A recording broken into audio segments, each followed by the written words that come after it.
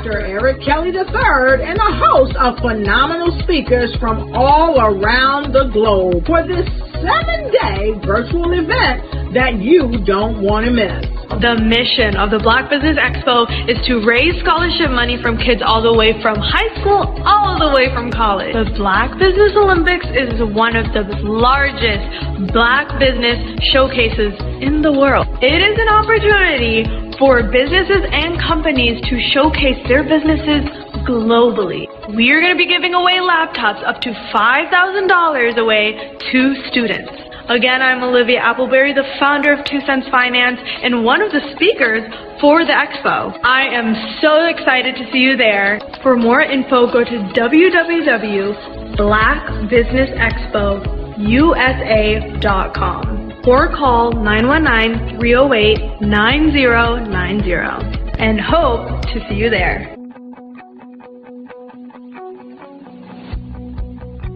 I am Black Business.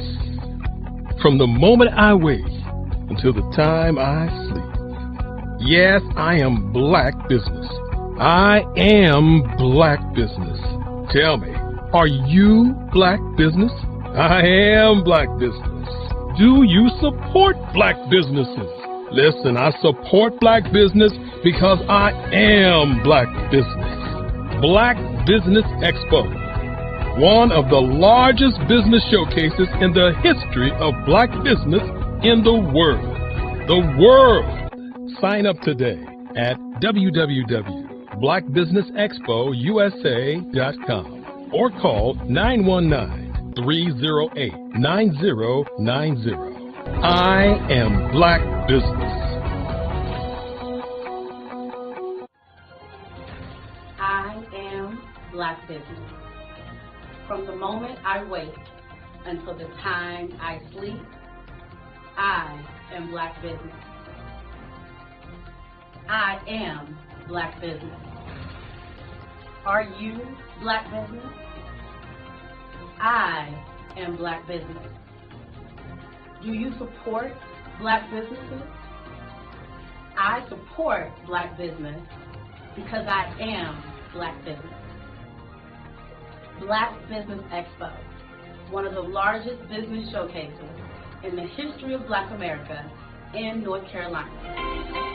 Join Dr. Eric Kelly III and a host of phenomenal speakers from all around the globe for this 7-day virtual event that you don't want to miss. The mission of the Black Business Expo is to raise scholarship money from kids all the way from high school all the way from college. The Black Business Olympics is one of the largest Black business showcases in the world. It is an opportunity for businesses and companies to showcase their businesses globally. We are going to be giving away laptops up to $5,000 away to students. Again, I'm Olivia Appleberry, the founder of 2 Cents Finance and one of the speakers for the expo. I am so excited to see you there. For more info, go to www.blackbusinessexpousa.com or call 919-308-9090 and hope to see you there. I am Black Business. From the moment I wake until the time I sleep. Yes, I am Black Business. I am Black Business. Tell me, are you Black Business? I am Black Business. Do you support Black businesses? Listen, I support Black business because I am Black Business. Black Business Expo, one of the largest business showcases in the history of Black business in the world.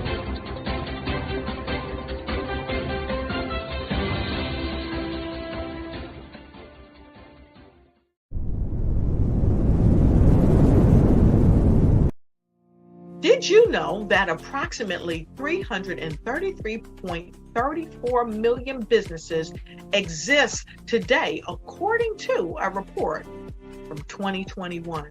And you may be one of those businesses, or maybe you're not in the business market yet, but you're aspiring to be a business owner. Well, guess what? you're in the right place at the right time. Because let's face it, everything is about timing and opportunity.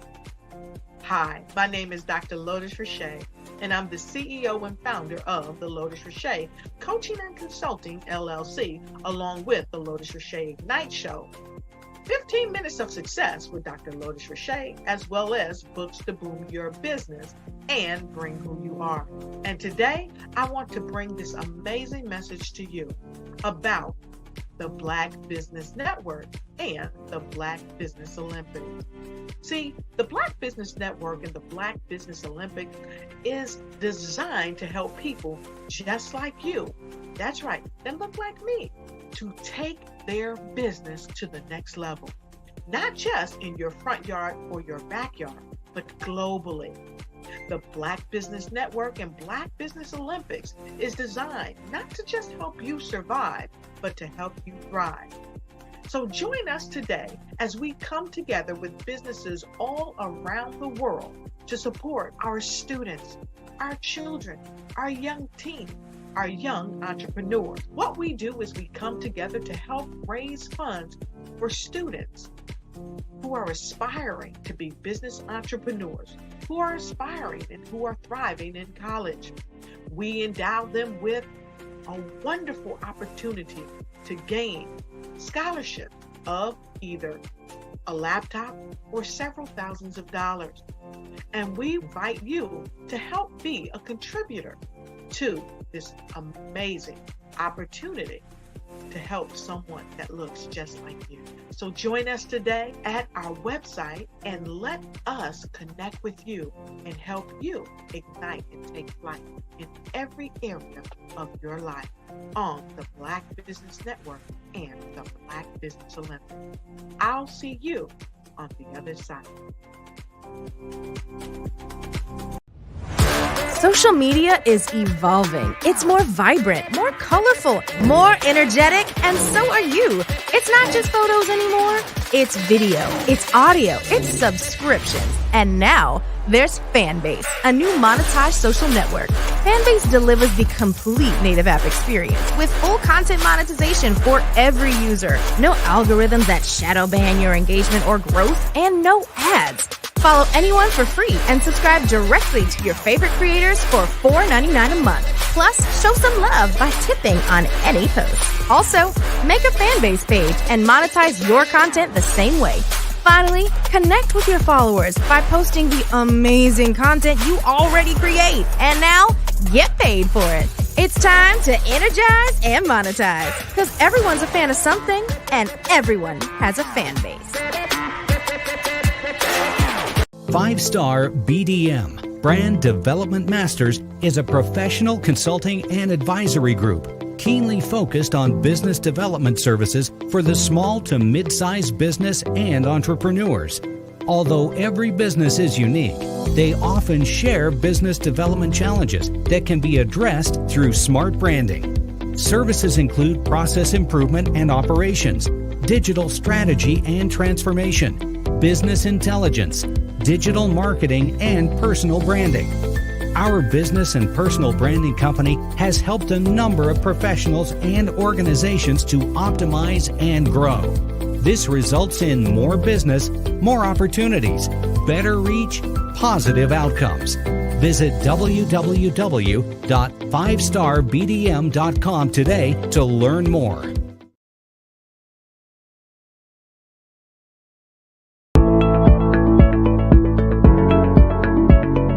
Prepare for what's coming and dominate in economic winter.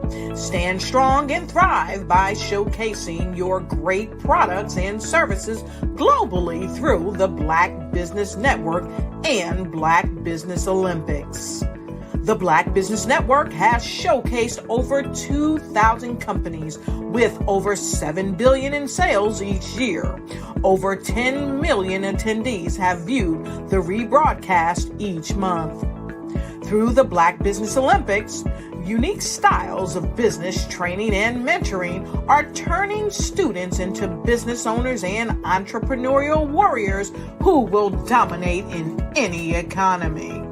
Gain the ultimate advantage of the Black Business Olympics, 7 days of unbelievable topics and speakers speaking around the globe. Donate your time and experience to provide expertise and scholarships to students worldwide and change the world. Now, more than ever, new insights, tools, strategies, and capabilities are needed. This is your chance for a major presentation to the world. Fill out the form and join the more than 2,000 speakers who have presented to over 200 countries.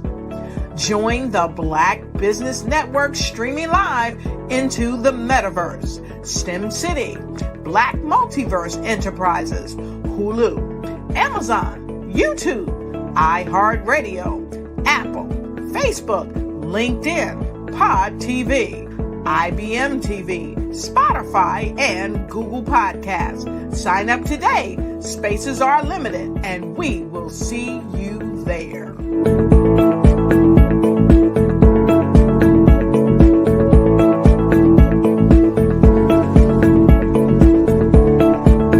I'm Ramon Ray, founder of Smart Hustle Magazine and smallbiztechnology.com.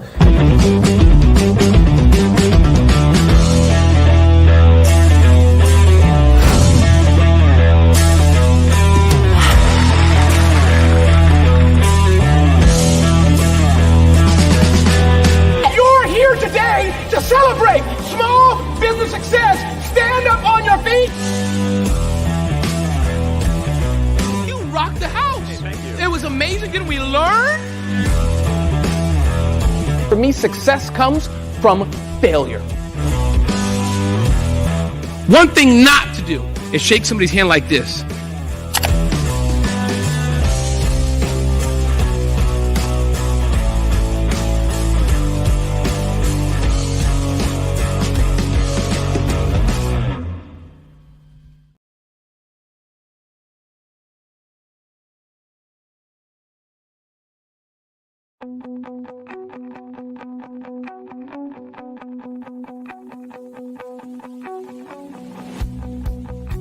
I am Black Business. From the moment I wake until the time I sleep. Yes, I am Black Business. I am Black Business. Tell me, are you Black Business? I am Black Business. Do you support Black businesses? Listen, I support Black business because I am Black Business. Black Business Expo, one of the largest business showcases in the history of Black business in the world. The world! Sign up today at www.blackbusinessexpousa.com or call 919-308-9090. I am Black Business.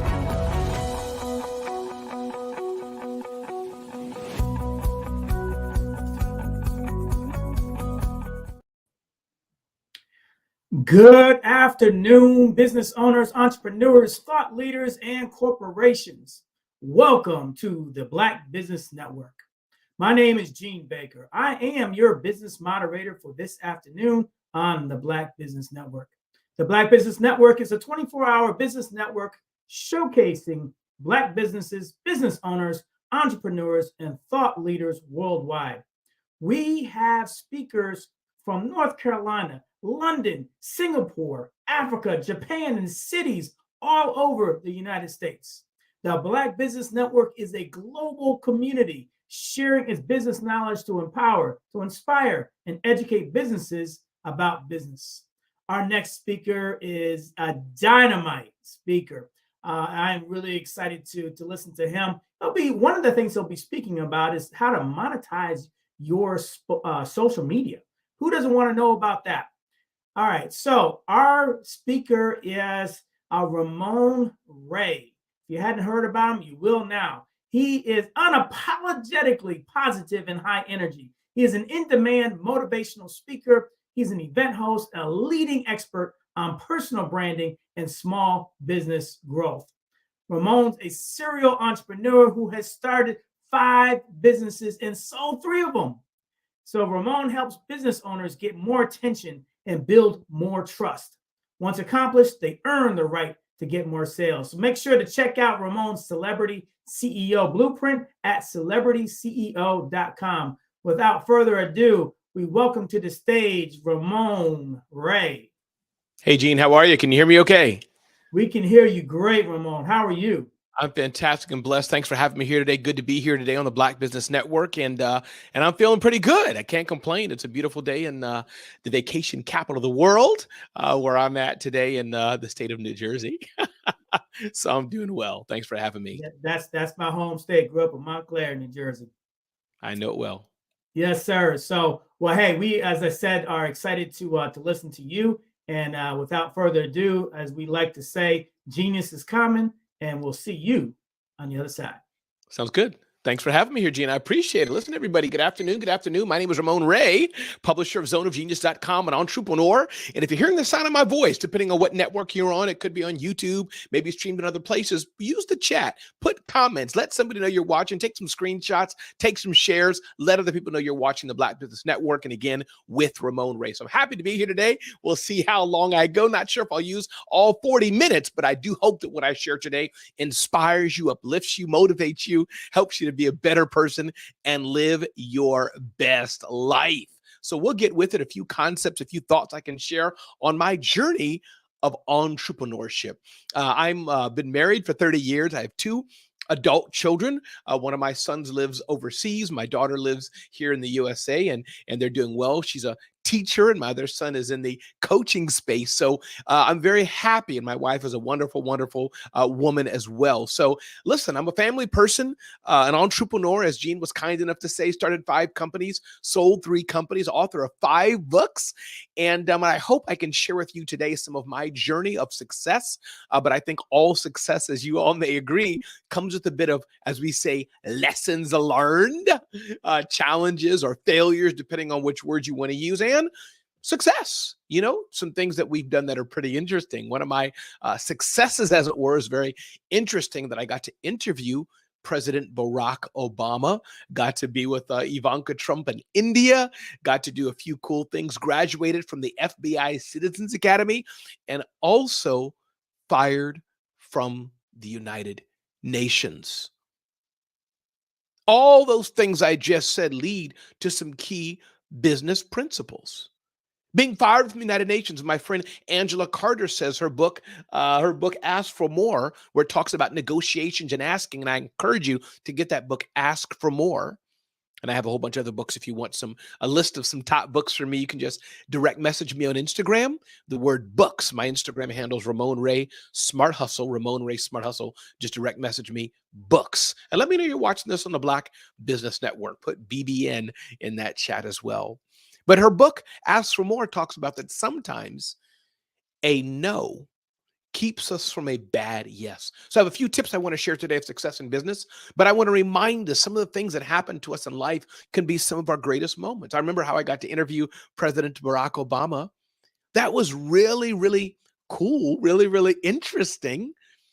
As I understand at the time, Google Hangout was in motion and very popular, and they wanted to increase the popularity of that app. And I believe it was about 300,000 people had applied to interview the president. And I was honored to be one of those people. 5 of 300,000 people, they picked me to interview the president. And I think the lesson there shows persistence, going forward, endurance, understanding what somebody wants, understanding how to get in the door and get your foot in the door. So this is my journey. The question I want you to ask yourself is, while you can't be me for sure, while for sure I can't be you, the question we want to ask ourselves is, what will you be? Where will you end up? Where will you go? Who will you serve? Whose life will you impact today or tomorrow? Who do you need to ask forgiveness of? So let's go on to some of these points. I have some notes here. And I hope these points help you as I share with you my journey. I hope you can learn something from me of my journey. Again, I'm not a perfect person. Fired from the United Nations. My life may have been better than yours. Maybe your life has been better than mine. But we all have a journey and a story. And I think one thing I want to touch on today is the power of grit. Angela Duckworth, if you don't have her book by the name Grit, talks about the importance of just grit, this importance of stick-to-itiveness. It's so powerful and so important, Angela talks about. And again, other books, if you want to get my full list of books for small business owners, you can just DM me on Instagram. I think it's books or best books. I'll reply to you, or you can look at zoneofgenius.com and just type in the search there, best books. So number one is grit. I find that not enough business owners have the grit it takes to go forward.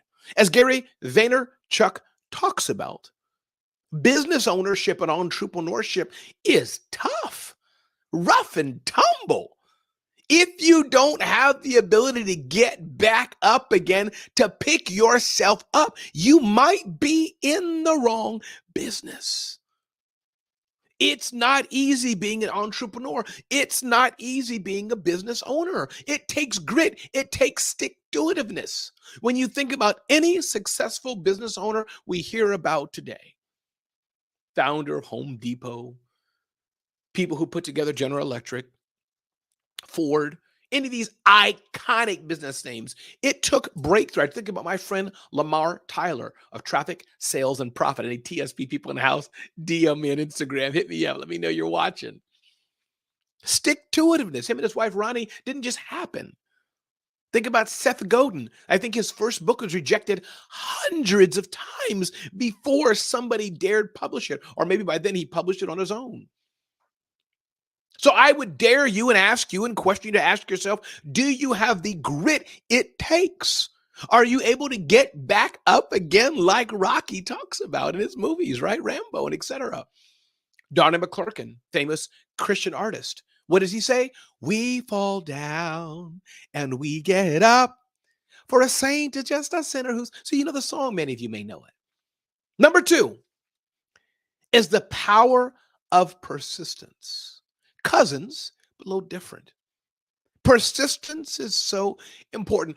Oftentimes we think people don't want to work with us because they don't like us. They don't want us. Have you ever thought maybe you're just not their priority? Have you ever thought maybe it's just not your time? Have you ever thought maybe they're busy? Have you ever thought maybe they have sickness in the family? Have you ever thought maybe it's not you?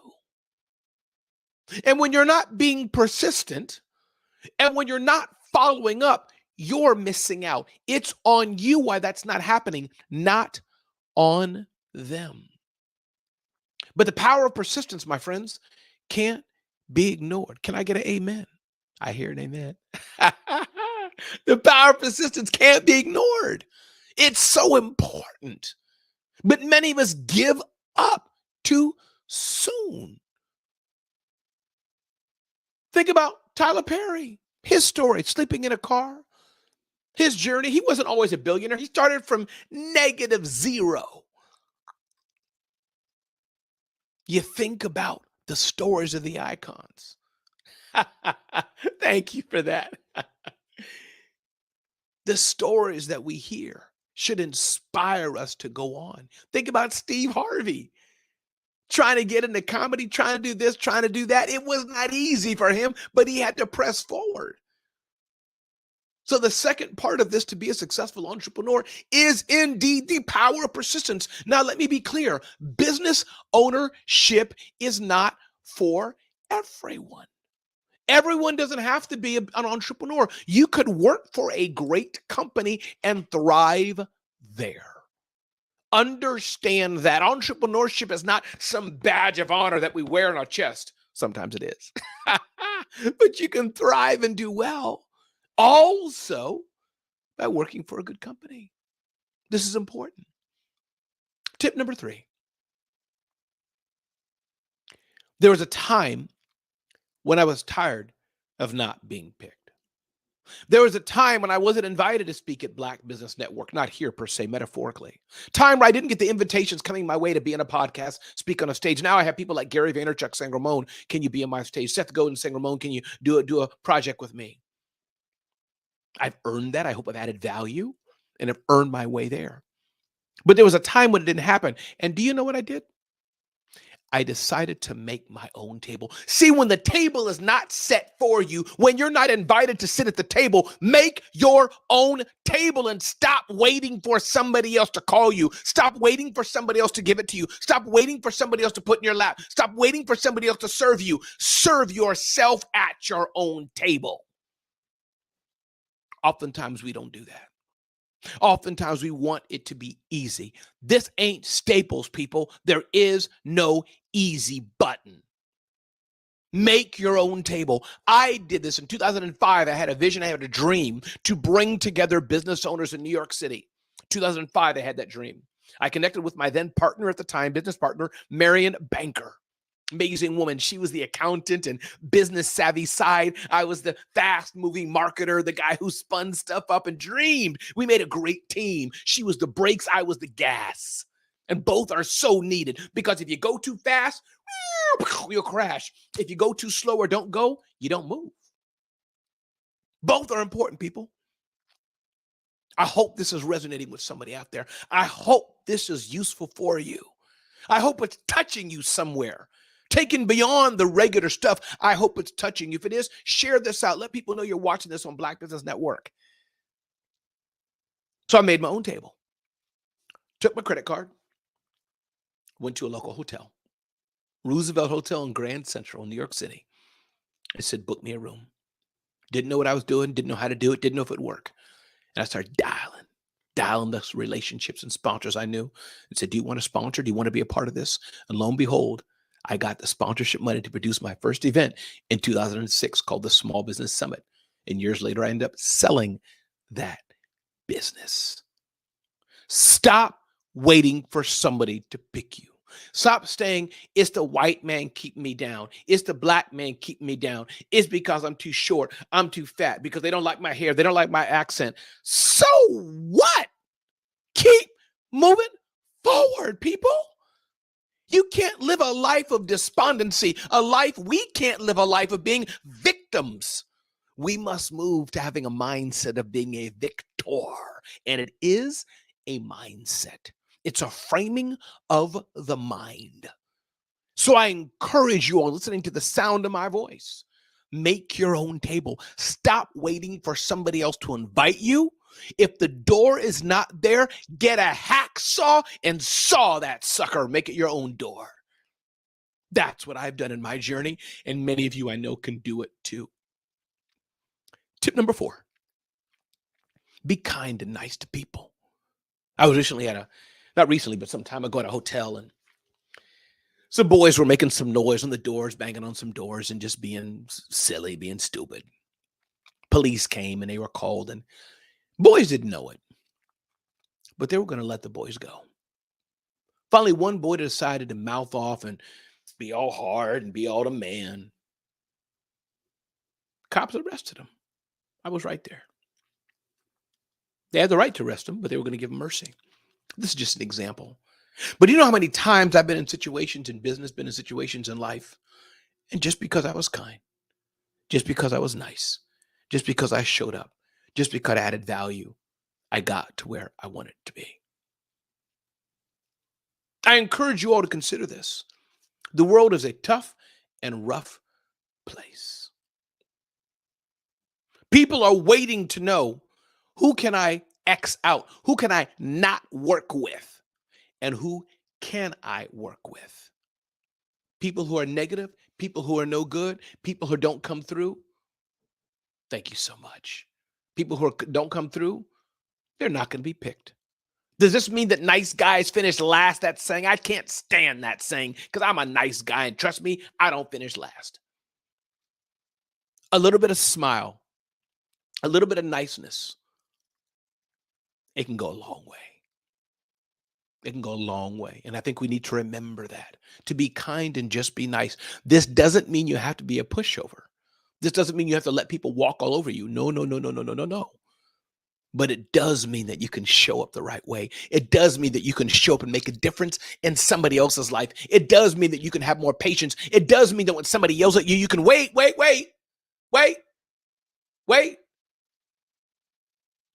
and give them grace and understanding. Give them grace and understanding to know that maybe they've had a bad day. Maybe it didn't go the way they thought it would go. This is what you can do. So I encourage you to be kind and nice to people you walk to. Doesn't mean you have to be a doormat. Doesn't mean you have to be run over, but there's no need for people to be nasty and mean. Number 5. Many of you have part-time businesses. If you're watching me on YouTube, or maybe it's streamed on Facebook or other places, put in the chat part-time. Let me know, and I probably won't see that here, but afterwards I'll look at it, especially on YouTube, and put part-time or something in the chat. Let me know that. DM me on Instagram if you want to, Ramon Ray Smart Hustle. Put part-time in there. I'm curious, who are the part-timers? I used to work at the United Nations at some point in my life until I was fired. So I know what that's like to have a part-time business. Part-time is a blessing. And here's the thing. Many times people want to leave the part-time to go to full-time entrepreneurship, and they shouldn't. Running your own business, as I do, it's not easy. When there's a problem, I got to solve it. When there's low on money, I got to solve it. When a team member gets fired, I got to solve it. When we need a team member, I got to solve it. At this stage of my business, we're a small company, so a lot of the things are me. My friend Lauren Feldman has one of the best podcasts on earth called 21 Hats Podcast. 21 Hats. I encourage you to look at it. So those of you who are in part-time jobs, first, be thankful you have the job and you get a steady paycheck. Excuse me. Those of you who are in full-time jobs but want to move to, your own side hustle is what I'm trying to say. Sorry, I missed it. I misspoke that. Be thankful you have a job. Be thankful you have a job. While you're there considering entrepreneurship, find out, do you have a problem that somebody can solve? Do you have a solution to somebody's problem? This is the key to business. Do I have a solution to somebody's problem, and can I find people who are willing to pay for it? That is the essence of business. Somebody has a problem. I have a solution. Can I sell it and make money from it at a profit, a high profit, like Mike Michalowicz talks about in his book, Profit First. And by the way, Mike Michalowicz and Seth Godin will be at my big event in New York City. You can check that out at zoneofgenius.com/awards, zoneofgenius.com/awards to check that out. So my point to you is this: before you leave your job, before you get all hanky about having your own business, about not having your own business, be thankful. And then as you want to leave, do you have a solution to somebody's problem? Can you start to sell that solution while you're in your job and while you don't need or have to have the money? Can you do that? This is the way to ease your way into entrepreneurship. Because the last thing you want is to not be able to fulfill your business, to have no money. That's the last thing you want. You want to be able to live a thorough life of entrepreneurship. It's not easy once you leave your job. Once that check is not coming in, it's not easy. It's not easy. So before you leave your full-time business for a entrepreneurship, maybe stay in the side hustle for a bit. Stay in the part-time business for a bit. Stay there for just a bit and learn, as they say, cut your teeth at it. Learn how to do it. Grow in it. Sell a few clients. I know what it's like to be at the United Nations on lunch hour, running downstairs to talk to a client or fulfill something, jumping on the train, having to rush back breathlessly after lunch or during lunchtime. It's important. Number 6, hope this is useful for you. Hope you're learning. Again, my name is Ramon Ray, publisher of zoneofgenius.com. It's a pleasure to be with you all here today. Thank you again for the Black Business Network for having me. The power of mentorship is important. There are people who are behind you on the journey of success. People behind you on the journey of entrepreneurship. People who are behind you who are younger than you, or they may be older than you, but less experienced than you. Are you seeking them out, mentoring them, and helping them? Are you doing that? What are you doing to make the world a better place? What are you doing to mentor others? Each one, teach one. The world needs more mentors, not just money-grabbing snake oil salesmen. I feel sorry for snake oil people. We don't need more of those people. We need honest, good men and women who are mentoring others, who are saying, I can show you the light. And yes, there's mentors, there's coaches, there's consultants, there's a variety of different types of people in your world. But I encourage you to consider, are you mentoring others? Are you being a light and a catalyst for others? Are you doing that? Mentorship is essential. And if you're not mentoring somebody, you should be. Find somebody you can pour into. And I don't mean pour into them with your finger pointed, wag, wag, wag, wag, wag. No, nobody wants that. But I mean mentor them in a good way. Mentor them to draw them in, to help them, to uplift them. 7th point here. I encourage you to have a mentor. I can shout out my friend Yakov Urinsky, an amazing entrepreneur in New York City, who I've leaned on for so many years for his advice, his inspiration, his mentorship, just in telling me, Ramon, keep going. I've learned from him, watched him as he's built his business. I think of my mentor, Seth Godin. I've read so many of his books and podcasts and watched him so closely. That's one way to mentor people, to get mentorship. Just follow them online, read what they write. In recent days, I've been honored to get some direct input from Seth. And I can mention so many others who have helped me. My friend Scott Simons, Glenn Lundy, watching the journey of Brian Hess, so many others who are building businesses. I mentioned before Lamar Tyler of Traffic, Sales, and Profit. It's important to be a mentor to somebody else, and it's important to be mentored. I want to talk a little bit about technology today. AI is here. I'm curious if you're listening to the sound of my voice. Again, DM me on Instagram, whether you're watching us live or afterwards. I'm curious, how are you using AI in your business? Are you rocking it? I'd love to know. My Instagram is Ramon Ray Smart Hustle, Ramon Ray Smart Hustle. You can find me on LinkedIn, Ramon Ray. DM me. I'm curious. How are you using AI in particular and or other technologies? AI is here, people. I use it every day. There's AI embedded in WhatsApp through Facebook. Do you know that? Little blue circle on my WhatsApp. I don't have to go to a search engine anymore. Search engine. I can DM a question or write a question right within WhatsApp. The Microsoft Edge browser integrated with Copilot. Right there. I'm looking at it right now. I can type in questions, no search engine. It answers them. Google, of course, had Bard, which it's using. These technologies and tools are here, people. The question I have for you, are you using them? If you're not, you're only doing yourself a disservice. If you're not using these tools and resources, you're hurting yourself. And in the end, you're wondering why your business is not growing well. That's because you're not leveraging the power of technology to grow your business. This is a fight we're in. And yes, who you hire is important. The staff you have is important. The team you have is important. Your mindset is important. How are you as a leader is important. But it's also very important to understand to leverage technology in your business to save you time, save you money, and advance where you want to be. You can do it, but you have to want to do it. Mentorship is important. AI is here. Technology is here. These things are so important. I encourage you to use these in your business. Streaming services like right now we're using to showcase to you are using the power of CRM, customer relationship management. Are you using the power of marketing automation in your business?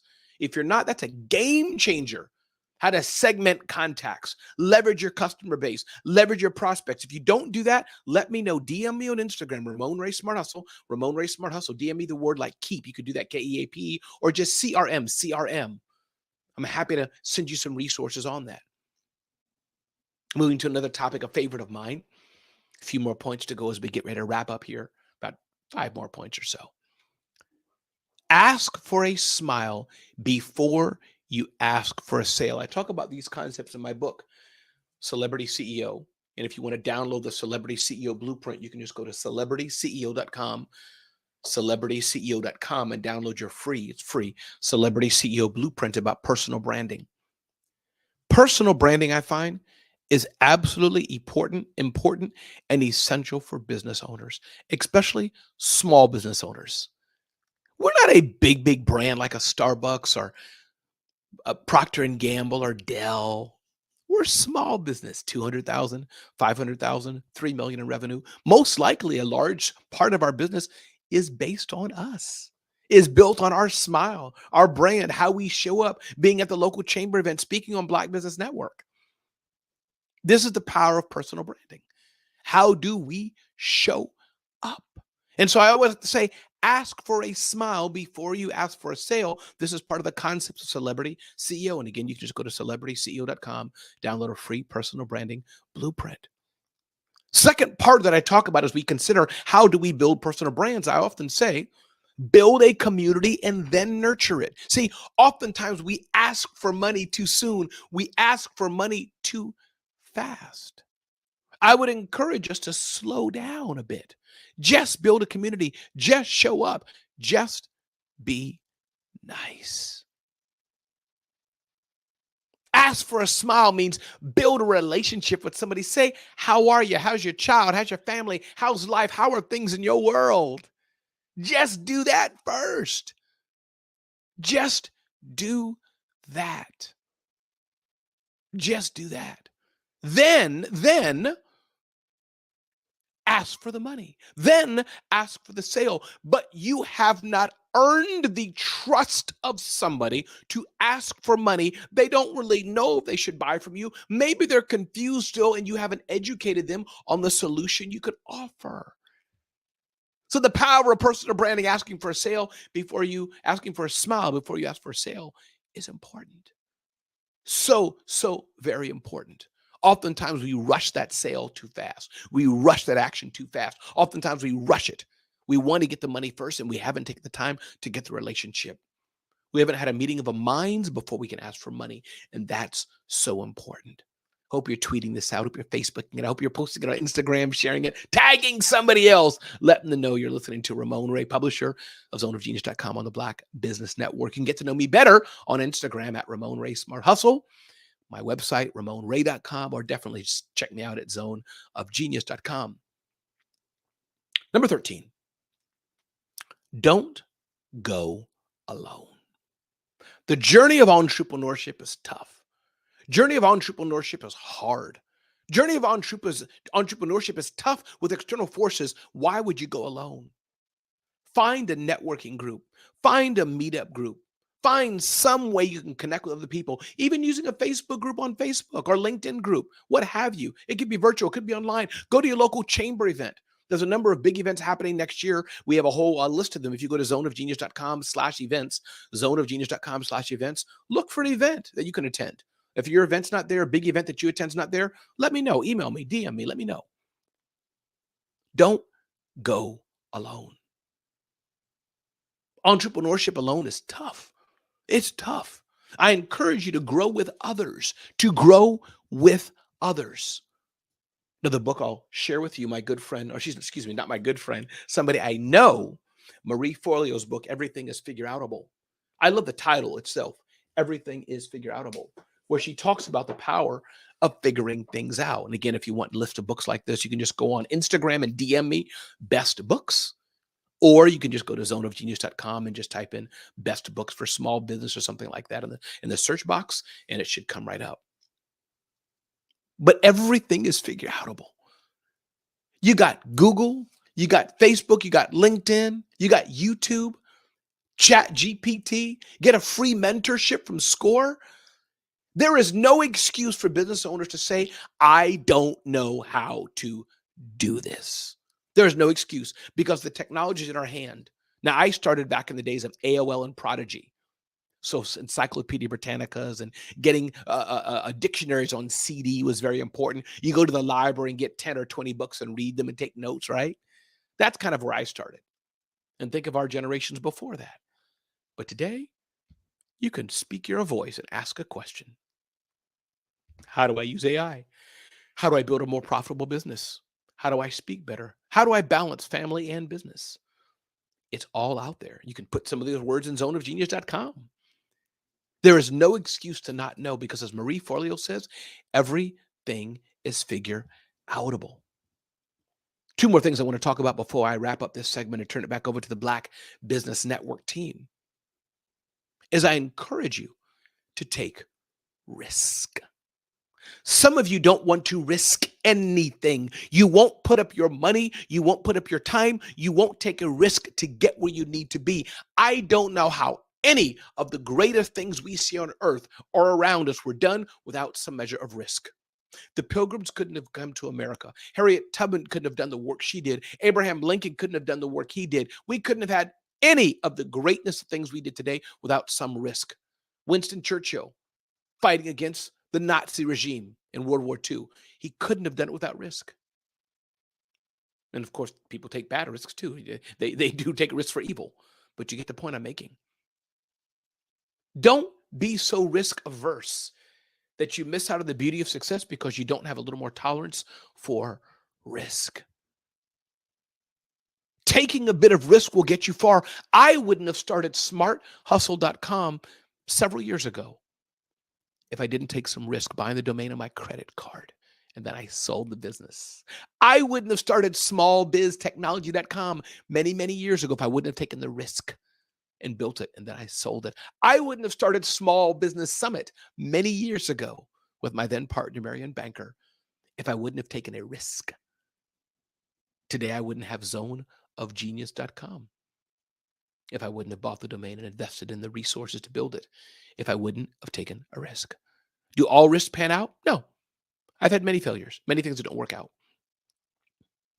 But taking a risk is worth it. It's worth it because you get that sweet taste of success when you take a risk. Every day indeed. The other thing I want to touch on is the aspect of family. Family is important, but I want to say a balance here as I enter my last point here. Family first, yes. Spend time with family, yes. I have 2 children. I'm a wife, been married for 30 years. By God's grace, I've tried to be the best father and best husband I can be, yes. But make no mistake, without this business, this family don't have money. Both are important. So educate your family about what you do. Educate your family about your business. Educate your family about where you're going, where you want to go, about some of the challenges. Be careful telling them all the challenges, but educate your family. Let them grow with you, build with you, understand how dad, how mom makes their money. Educate your family. Listen, everybody. My name is Ramon Ray, publisher of zoneofgenius.com.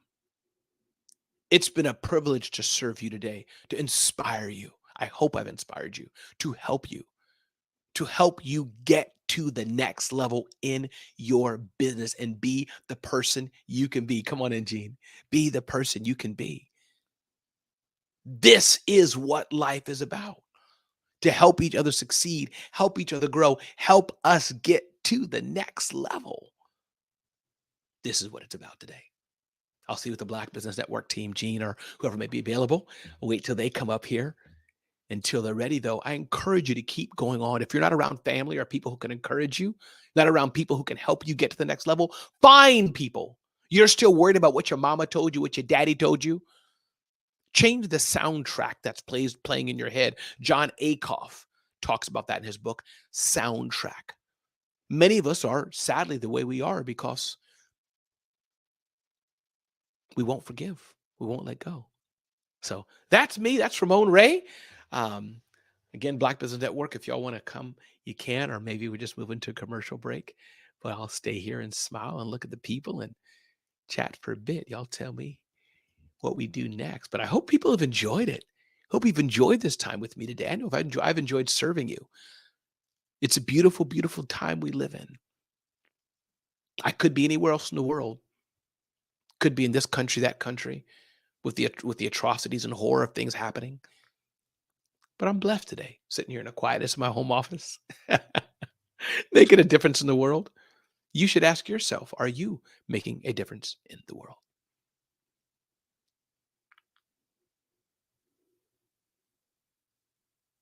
I hope you are.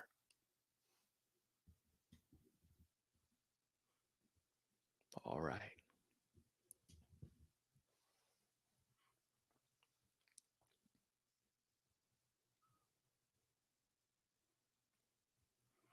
I can keep going for another hour or 2 or 3.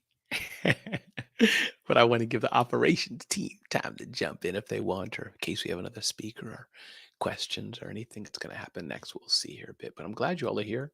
Thanks for sticking around. Oh, I see. There's something in the chat there. Okay. Hey, Gene, how are you? All right, Ramon. Can you see me? I can see you in here. Yes, sir. Thanks for having me. All I right. appreciate you and appreciate what Black Business Network does. And I can't wait until the rest of the speakers join in. I can be here if you want, but I wasn't sure if we're moving on to next group. Yeah, no, we do have a few minutes, and Okay. you just dropped so much knowledge, and appreciate you so much for sharing with us this morning. Also, just wanted to apologize real quick for some technical difficulties. Oh, that's okay. I just with saw my it now. That's camera. okay. I knew something was happening. You're never sure. Like, I don't want to, if they're waiting for me, or I don't want to keep going in case of commercial, but it was good. Listen, people understand, right? There's technical things that happen at the biggest production. So no problem at all, brother. I'm glad to be here. No Yeah. problem at all. So much that you just shared. A couple of things I just wanted to circle back around Sure. with you and pick your brain a little bit more. One was this aspect of risk. I think that's so important for not just entrepreneurs, but also those working in corporations as well, in understanding the value of risk and how to approach acceptable risk. What are your thoughts, and just expounding on risk a little bit more? Yeah, I love it, Gene. And I'm sure, Gene, you've taken risks before in your life. I'm sure you have. You wouldn't be here where you are today with that beautiful, beautiful baller looking tie and jacket. You wouldn't be here today. You didn't take some risk. But it's important. So here's what I mean about risk. 2 or 3 types, Gene. Some people have the risk tolerance. They bet the quote unquote house. I'm going to bet everything. If it doesn't work, Gene, I'm sure you have friends like it. I have friends like it. They're hurting bad. Yeah. I don't encourage people to take that kind of risk. If something happens, you and your wife, or you and your husband and 4 little kids that are just born are going to be on the street. Don't do that. But if you can't take the risk and say, I'm going to take a risk and call Gene, I'm going to take a risk and approach this brand, and the worst they can say is no, or I'll take a risk, depending on your budget, depending on what your resources are, maybe Gene can lose $5,000. He'd be a little upset about it, but he wouldn't be like, oh, I can't eat tomorrow. Gene, I do those risks. Take my credit card. Okay, $25,000. The reward is high enough. What's the worst that can happen, Gene? I'm in some debt, and I got to pay $200 fee per month, whatever it is. I mean, think about it. If that's the worst that can happen, what's the best? That's what I mean about risk, either the emotional risk. Let me not ask her. I don't want to ask her if she can speak at my event. Really? Is that helpful, Gene? Yeah, for sure. And second, last question is, please, this aspect of mentorship. I think everyone has heard, how the importance of, having a mentor. But I wanted to focus in on what you said about making sure that you are pouring into someone else and being a mentor. But the aspect of mentorship that I'd like you to speak on is, what have you gotten out of being someone's mentoring, pouring into others? Oh, man, I can talk about 3 young men that come to mind. First and foremost is my son. His name is Tim. We talk several times a week, and he lives out of the USA right now, several times a week. He mentors me. He's my son, but he calls me dad. I have a question. Who else can he go to? I mean, he has other people in his network, but I'm his dad. I wish I had a dad to call. My dad passed away many years ago. So that's one. I think of my friend, Joshua Johnson. We talk all the time, not in so many recent days have we talked, but in his growing up, we've talked several times. I think of my friend George Estrada, another young man who I talked to. So what have I gotten out about it? One, the feeling of just feeling great. I think God made us that way, Gene. It just feels great. And Gene, it sharpens me. Yes. Whatever you're the expert is, Gene, and I'm asking you, Gene's got to be Johnny on the spot, or whatever the saying is. Right. It sharpens you, right, Gene? It sharpens you, yes. Yeah. So people think of, hey, having a mentor that sharpen you, but also, when you're mentoring others, and that's what I was looking for. It actually helps to sharpen you as well. That's right. Yeah. So, hey, Ramon, it's been wonderful. It's been great. I appreciate you so much. And as we like to say on this network, genius is common. We'll see you on the other side. Thank you, my brother. I appreciate it. All right. So it is that time. Well, we want to talk about something very important, and that is our scholarship. The Black Business Expo's mission is to raise funds for high school seniors going to college or K through 12 entrepreneurs. So this expo is a fundraiser for students. You may go to www.blackbusinessexpousa.com to donate to the scholarship fund, or use Cash App that's on the screen below, and that is $BBXUSA. Our goal is to give laptops and up to $5,000 to 10 students. Students can register online at www.blackbusinessexpousa.com. So every dollar counts. So we want to remind you to donate to the scholarship fund. And now we also want to thank our very important people, and that is our Black Business Expo USA sponsors. And those sponsors are NC100, Moody Capital Partners, Suede Soul. Thank you so much. Lotus Roche Coaching and Training. Thank you. Carolina, Virginia Minority Supplier Development Council. Thank you. Step Management. Thank you. 5-Star BDM Media. Thank you so much. You are in the right place at the right time. The Black Business Network opens again for its Black Business Olympics, a 24/7 broadcast on business, strategies, global branding, social media marketing, finance, advertisement, and much, much more. Featuring the top, most powerful entrepreneurs and speakers and thought leaders from all around the world as they gather together for this phenomenal event.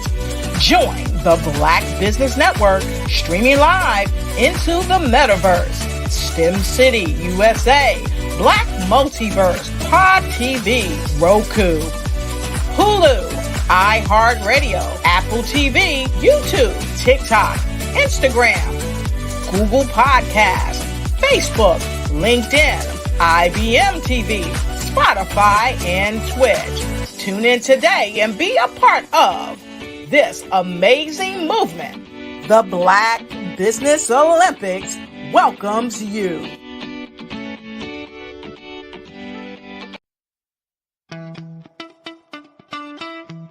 How many times have you been asked to help someone you didn't even know, a student, a business entrepreneur, or did you ever even ask, where did they end up? That business, that friend, that entrepreneur. Well, just maybe they ended up in a gang, bankrupt, homeless, or worse, dead. Maybe they turned to crime, drugs, and alcohol. Did you ever wonder? Did you destroy their dream, or was your life always so easy? At the Black Business Olympics, we started a movement to help students complete. Give them hope and foster success. Help them to leave their dreams of providing laptops, computers, and up to $5,000 in scholarship funds. Today, we ask you to help a student, a business owner, or an entrepreneur to realize their dream by sponsoring them, supporting them, and buying from them. Consider this. With $1.6 trillion in our Black community, we only ask for a small donation for our students, our businesses, and our entrepreneurs. And you can change a life today. So I ask you, what are you going to do? Sit on the sideline and watch our students in high school be leaders, miss out on their dream from lack of resources? Or are you going to donate to the movement and change their future and yours as well? Give us a call today at 919-308-9090. Change their life by investing with action to the Black Business Olympic Fund. The Black Business Olympics, one of the largest business showcases of Black business in the history of the world.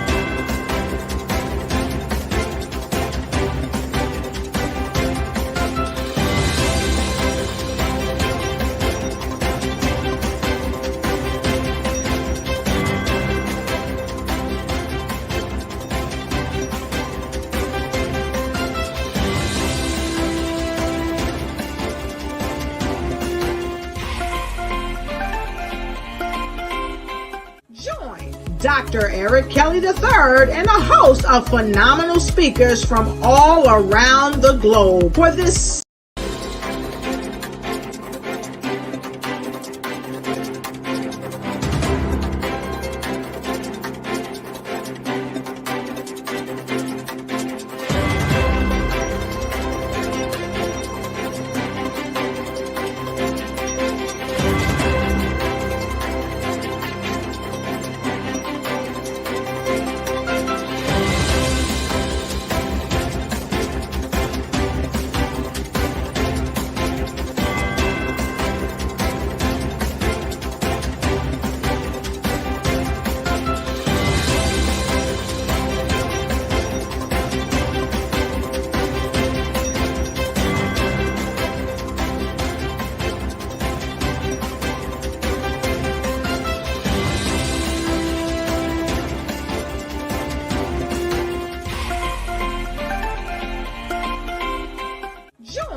Dr. Eric Kelly III and a host of phenomenal speakers from all around the globe for this 7-day virtual event that you don't want to miss. The mission of the Black Business Expo is to raise scholarship money from kids all the way from high school all the way from college. The Black Business Olympics is one of the largest Black business showcases in the world. It is an opportunity for businesses and companies to showcase their businesses globally. We are going to be giving away laptops up to $5,000 away to students. Again, I'm Olivia Appleberry, the founder of 2 Cents Finance and one of the speakers for the expo. I am so excited to see you there. For more info, go to www.blackbusinessexpousa.com or call 919-308-9090 and hope to see you there.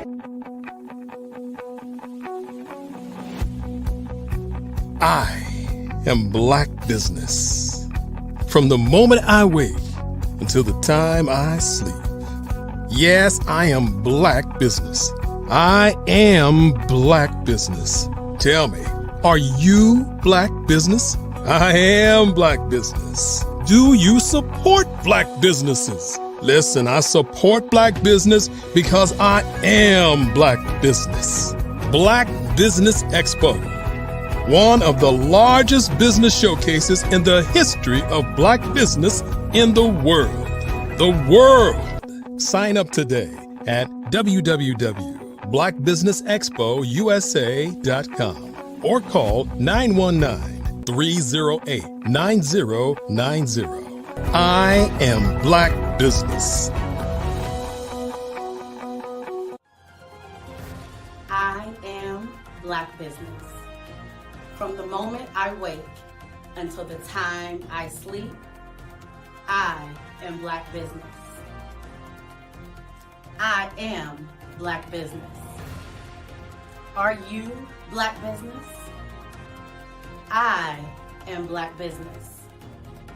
Do you support Black businesses? I support Black business because I am Black Business. Black Business Expo, one of the largest business showcases in the history of Black America in North Carolina. Sign up today at www.blackbusinessexpousa.com or call 919-380-9090. I am Black Business. I am Black Business. From the moment I wake until the time I sleep, I am Black Business. I am Black Business. Are you Black Business? I am Black Business. Do you support Black businesses? I support Black business because I am Black Business. Black Business Expo, one of the largest business showcases in the history of Black America in North Carolina. Sign up today at www.blackbusinessexpousa.com or call 919 380-9090. I am Black Business. I am Black Business. From the moment I wake until the time I sleep, I am Black Business. I am Black Business. Are you Black Business? I am Black Business. Do you support Black businesses? I support Black business because I am Black Business. Black Business Expo, one of the largest business showcases in the history of Black America in North Carolina. Sign up today. How many times have you been asked to help someone you didn't even know, a student, a business entrepreneur, or did you ever even ask, where did they end up? That business, that friend, that entrepreneur.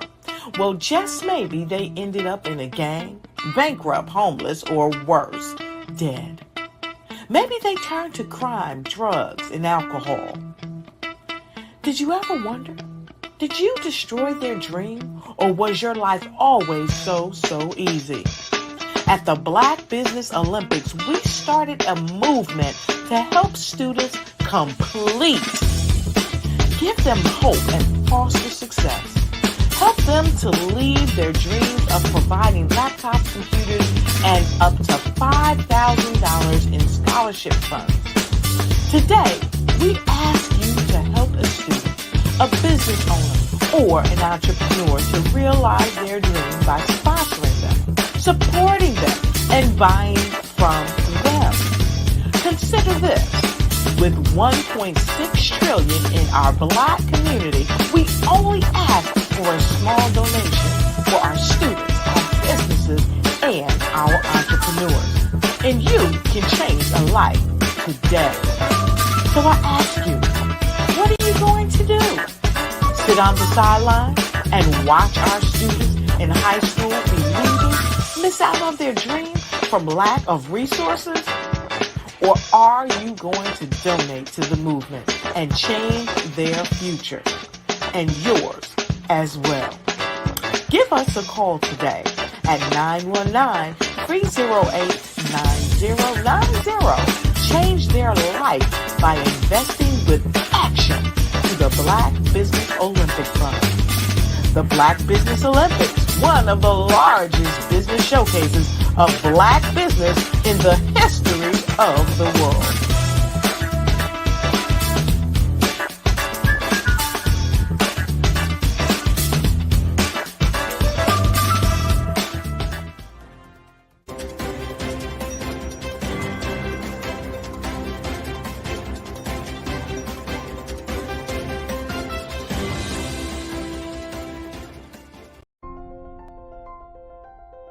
What if you could build your own city?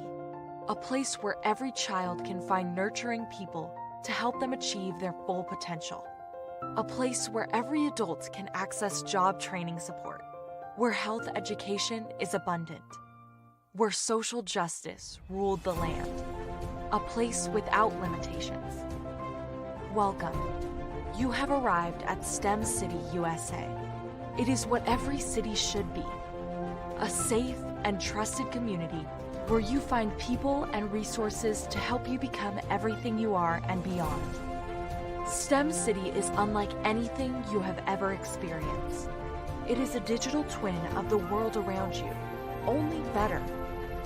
STEM City is about energy and soul renewal. It is more than a digital world. You can almost feel the power of live cultural events, music, and theater. STEM City promises a better future for children with caring mentors and hands-on activities with dedicated tutors to support our youth. STEM City is your passport to a healthy lifestyle with weekly events addressing our community's many issues. STEM City is your financial well-being with helpful information on wealth management, career advancement, job training, and so much more. STEM City is the community you deserve.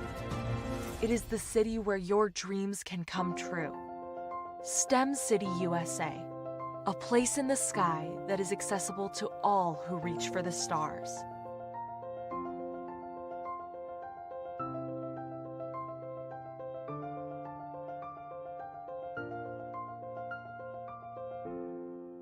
Sometimes you got to hear the news from the Black perspective, and more specifically, Black publishers. And that's exactly why you have to download the HeyTie app, the largest mobile app delivering breaking news, videos, and podcasts from 200 of your favorite Black publishers. Yes, 200 Black publishers delivering news as it happens, literally all in one app. Go to HAYTI.com or download the app in the Google Play Store or Apple App Store. It's completely free, along with information that you can trust, so go check them out.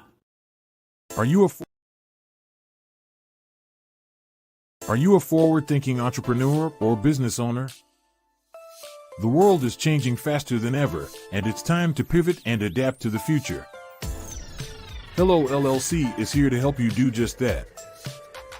Hello stands for helping enterprises leverage leading-edge optimizations. Our innovative solutions can streamline operations, reduce overhead costs, and give you a competitive edge in a market projected to reach $5 trillion by 2030. By pivoting to the metaverse, businesses can tap into a rapidly growing market that is projected to be a significant part of daily life for 25% of Americans by 2026.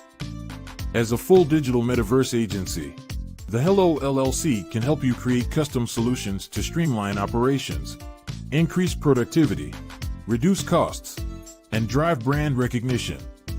Why should you pivot to the metaverse with the Hello LLC? By leveraging cutting-edge technology, you can provide immersive experiences for your customers, expand your global reach, and unlock new revenue streams. Contact us today to make the pivot.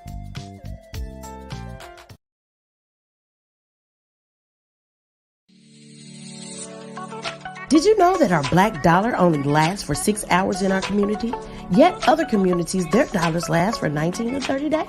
The Black Wall Street Nation. Black Wall Street Nation. Yes, that's why we created the Black Wall Street Nation. Black Wall Street Nation.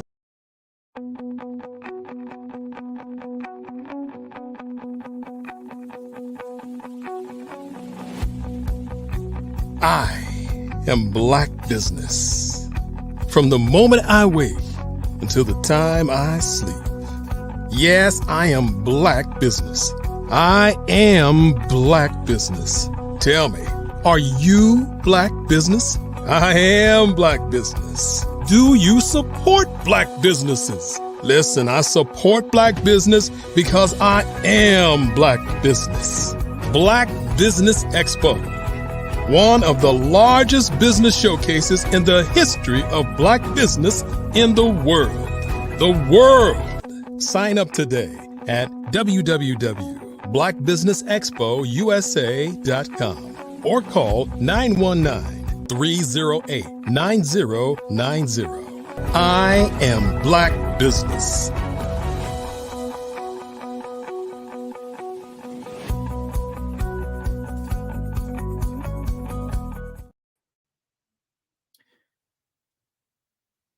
Good afternoon, business owners, entrepreneurs, thought leaders, and corporations. Welcome to the Black Business Network. My name is Gene Baker. I am your business moderator for this afternoon on the Black Business Network. The Black Business Network is a 24-hour business network showcasing Black businesses, business owners, entrepreneurs, and thought leaders worldwide. We have speakers from North Carolina to London, Singapore, Africa, Japan, and cities all over the United States.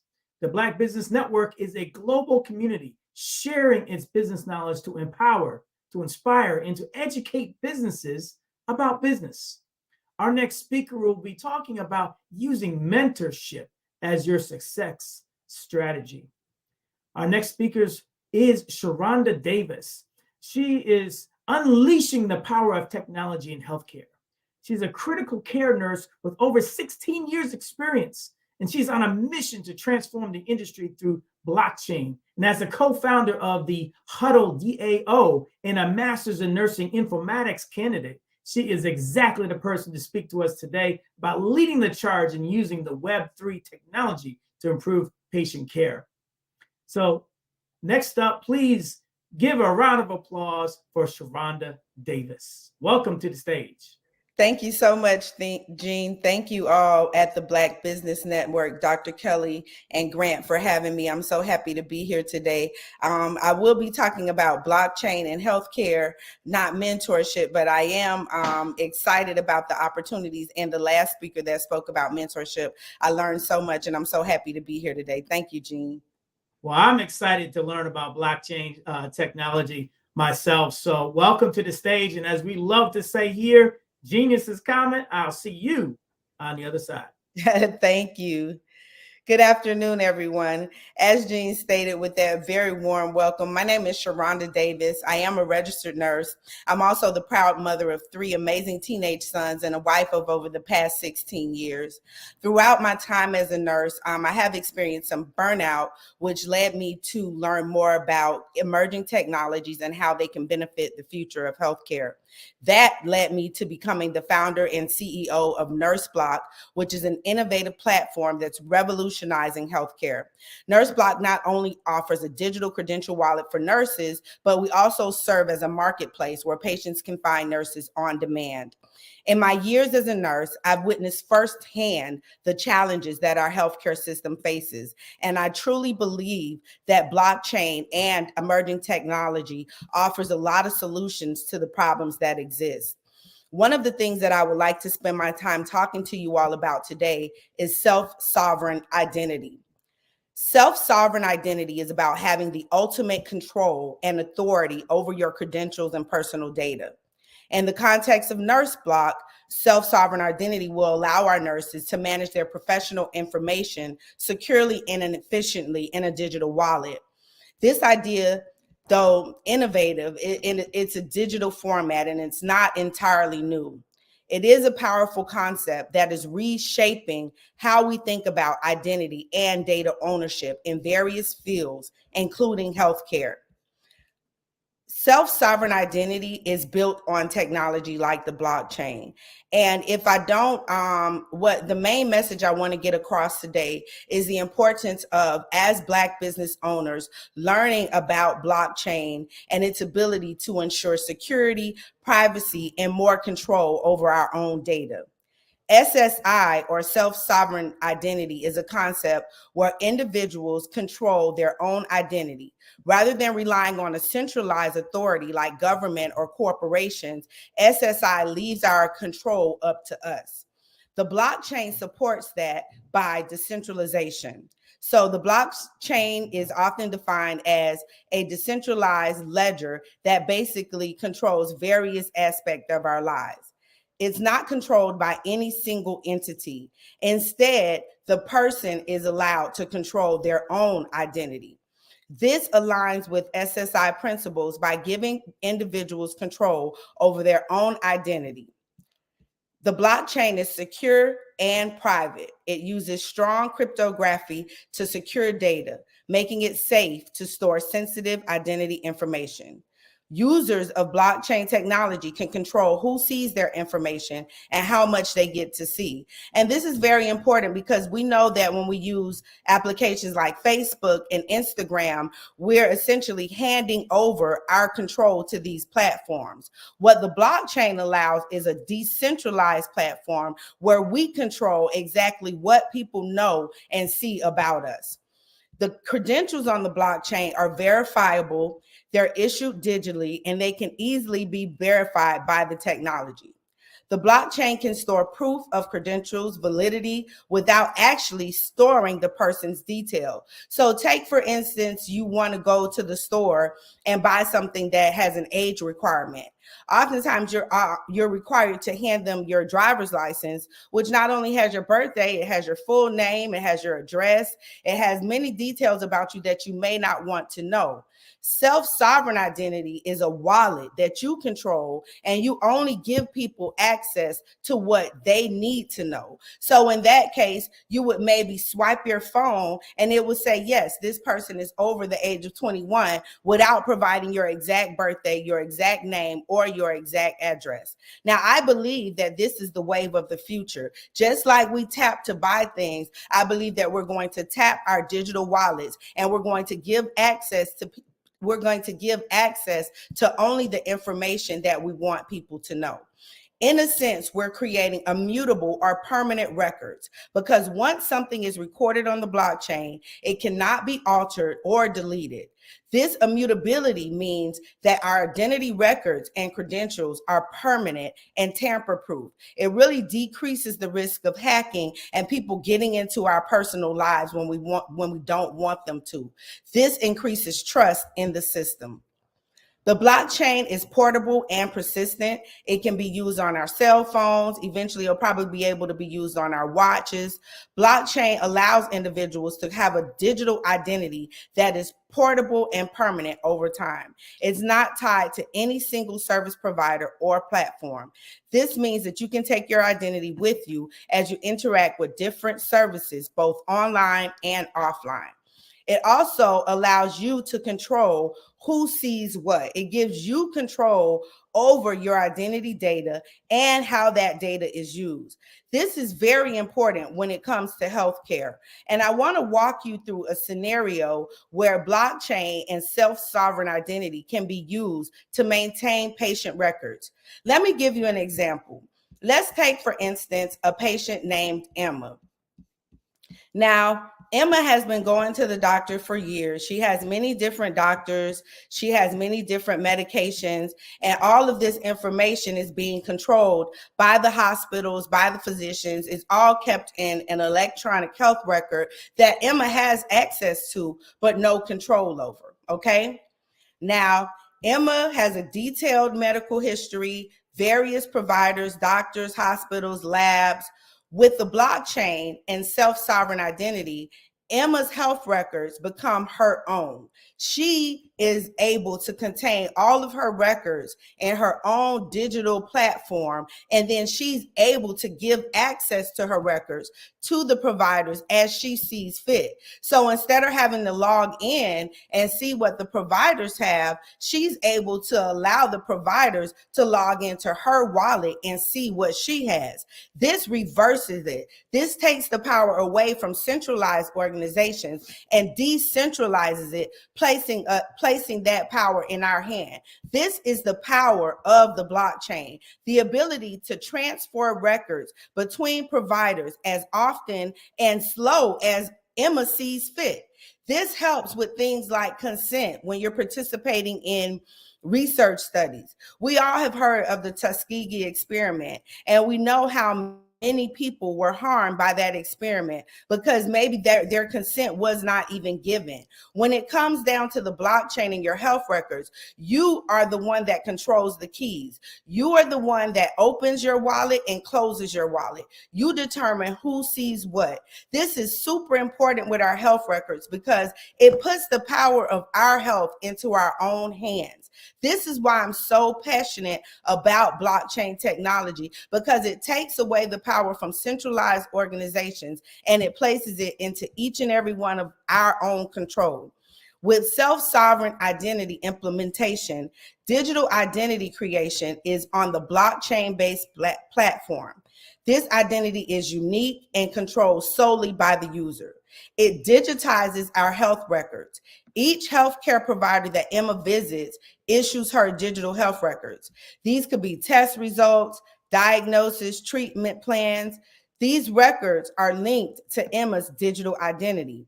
These are verified by the providers, and then they're encrypted or stored securely on the blockchain. So now Emma is the one that has to give control and consent to who sees these digital records. She can grant or revoke access to her healthcare providers at any time.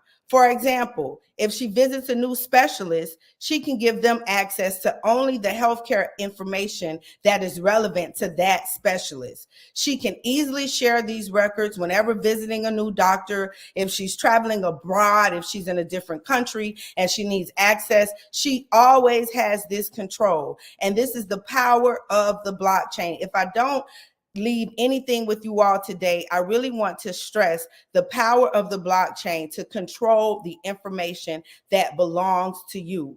This is so important for Black businesses because as the blockchain technology continues to develop, we are all going to want to be in control of the information about our businesses and our companies that is put out into the world. Back to Emma. When Emma's records are updated, her health passport or her digital wallet is updated. She receives notifications and can review these updates in real time. Like I said, the benefits of this are privacy and security. Emma's health data is secure and private, and it's shared only with her consent. This makes this more efficient, more fast, more seamless, and in certain cases, this could really save Emma's life. As it pertains to NurseBlock, we are a digital credential wallet that allows nurses to maintain their own credentials. So my nursing license, my nursing degree, my years of experience, any certifications that I take, they're all verified and uploaded into a digital wallet. For me, this is groundbreaking because as a travel nurse, every 3 months when I have a new assignment, I have to upload all of my documents to centralized databases that are controlled by the companies that I'm working for. With NurseBlock, my digital wallet is mine. I can show it to hospitals. I can show it to patients. In the future, I may be able to show it to clinics in the metaverse. This allows me to control my career, and it allows patients and hospitals that want to work with me to be able to see my information without knowing everything about me. Can you imagine the biases that this helps to overcome? They don't know anything about me. They don't know that I'm a Black female. They don't know my age, but they do know that I have X amount of experience with X amount of experience in this specialty. I have these certifications. I have these CEUs. If they're looking for a nurse of my caliber, they're not able to see anything that I don't want them to see. So this is why decentralization and owning our own information is so important, especially for Black business entrepreneurs. This means greater control over your digital footprint. It helps you control and manage how your business is represented online. It safeguards sensitive information, and it helps build digital trust with your customers. Black business owners, enhanced privacy means Black-owned businesses can operate online with the assurance that their customers and data is secure. This is vital for trust and safeguarding information. Like I said, it reduces biases and discrimination, and it can help by anonymizing certain aspects of your user's identity. For instance, users can choose not to reveal their age, gender, or race identity when it's not relevant. That helps to promote a more equitable and online environment. Business owners and industries where unconscious bias is a concern, self-sovereign identity backed by the blockchain allows you to engage in markets or negotiations where there are ideas and business propositions can be evaluated without prejudice. Transactions on the blockchain are conducted by smart contracts. Many times there's very little information about the owner of the wallet provided with the smart contract. In many cases, it's just a string of letters, just like our websites were before they evolved into names. Right now, it's just a string of letters that identifies you and your transactions on the blockchain. I love it though, because it's completely transparent. Anyone can see what I've done without even seeing my actual name or identifying information. This empowers economic opportunities and enhances the credibility of online interactions, making networking and business engagements more secure and trustworthy. I implore you as Black business owners to begin to learn more about blockchain and these emerging technologies, because they will rule how we engage in the future. If you're looking for information, there's a really great book called The Blockchain is Here, Decentralization for Very Different Enterprises. And it talks about how the blockchain is revolutionizing all enterprises, including healthcare, construction, fashion design, marketing, news. There's a blockchain application for almost any industry. And just like many years ago when the World Wide Web was just coming about, many millionaires were born because they understood this technology before others. That is why I am so passionate about understanding and teaching others about the blockchain. Yes, it's a very new technology. Yes, there is much more to come and much more development that needs to take place. But I think that it's very important that as a community, we begin to learn and study this technology so that we can be ahead of the curve, so that we can implement these tools in our businesses before it's the mainstream. This gives you a heads up. You're allowed right now to become an investor or a creator with this technology. I encourage you to join local workshops and meetups that are focusing on blockchain and other digital technology. This makes it not only more accessible for you, but also for your customers and your clients. Blockchain, metaverse, and AI, they will all go hand in hand in the future. And I think that it's empowering to begin learning about this technology as soon as possible. Educate yourselves, explore the possibility, and think creatively about how this technology can be integrated into your business. The book that I mentioned is actually called Enterprise Blockchain Has Arrived: Real Deployments and Real Value. It's written by Jordan Woods and Radhika Iyengar, and you can find it on Amazon.com. This book offers valuable insights into real-world applications of blockchain in various industries, showing you not just the how, but the why of blockchain adoption. Additionally, for ongoing insights and discussions about blockchain and healthcare, I invite you to follow me on social media platforms under the handle NFT Nurse. I share regular updates and thoughts about blockchain, digital identity, and the impact on our profession. Remember, the journey into blockchain and digital innovation is not just one person's pursuit. It's a collective journey, and I believe that it's important for us to explore, learn, and grow together. Let's embrace this technology to not only enhance our business, but also to empower our communities. I really appreciate the opportunity to speak to you all today that was given to me by the Black Enterprise Network, and I look forward to connecting with many of you in the future as we explore the exciting possibilities of the blockchain together. Thank you. Sharonda, that was awesome. You know, I work in healthcare myself and do a lot with digital health. And one of the things they talk about that I loved how you spoke about it is this aspect of owning your data and the privacy about it. And because it's decentralized, when I was first thinking about, how does decentralization make your data more private?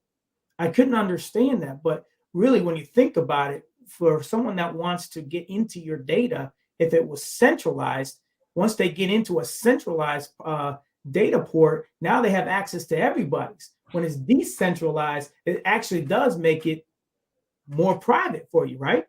Yes, it does. And I'm so glad that you mentioned that, Gene. We know, if you work in healthcare, how often EHRs are hacked.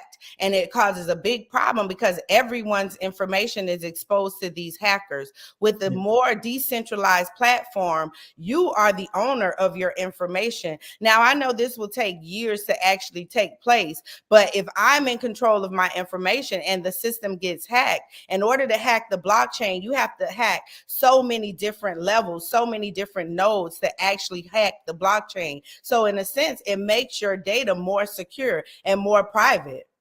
Yeah, for sure. And the other aspect of this, I'm wondering if you can kind of speak to, is monetizing your data. So in healthcare, we've got these big healthcare organizations that have all this data, but when it becomes more decentralized and the patient owns their data, well, the next part of that is, okay, you want my data?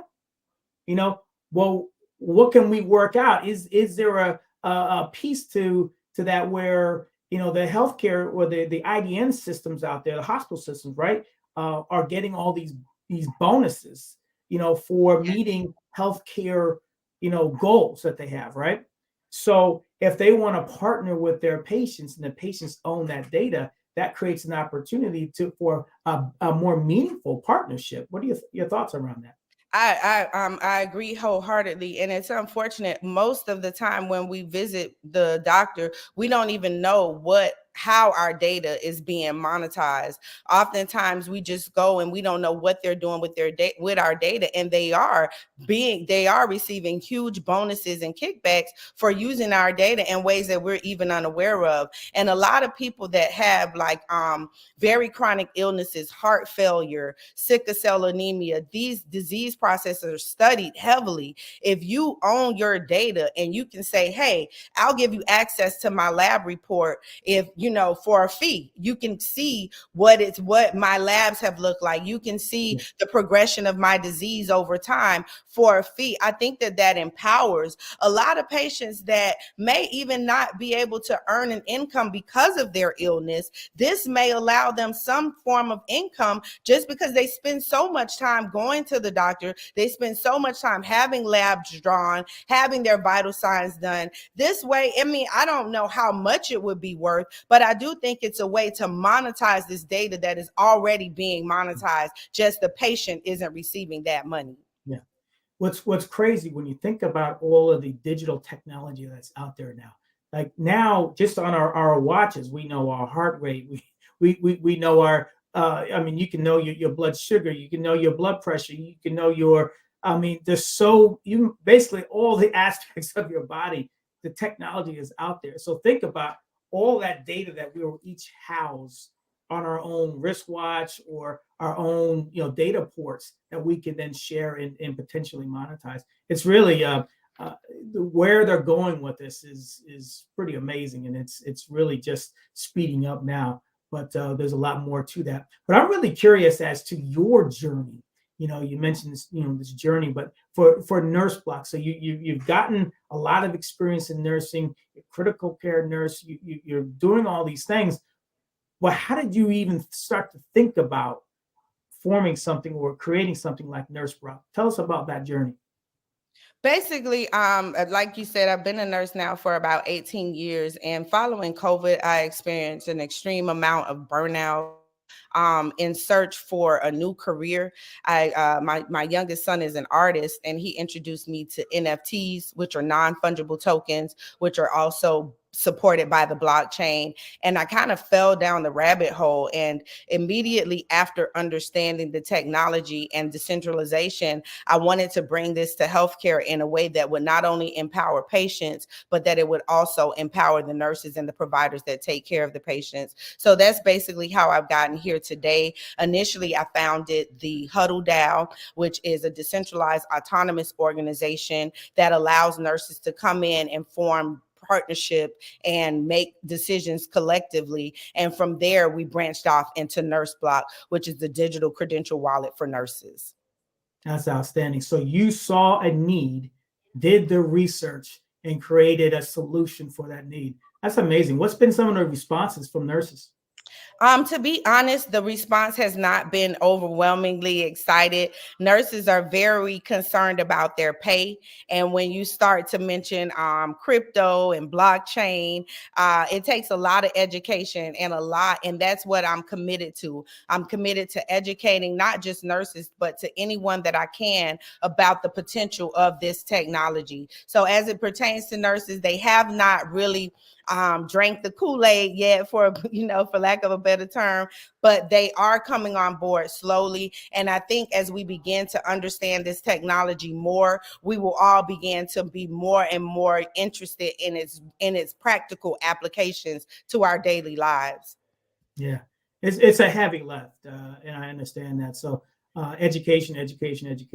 You also mentioned that, the importance of, as you're trying to learn and educate yourself, joining various communities. Do you have any particular communities that you would recommend?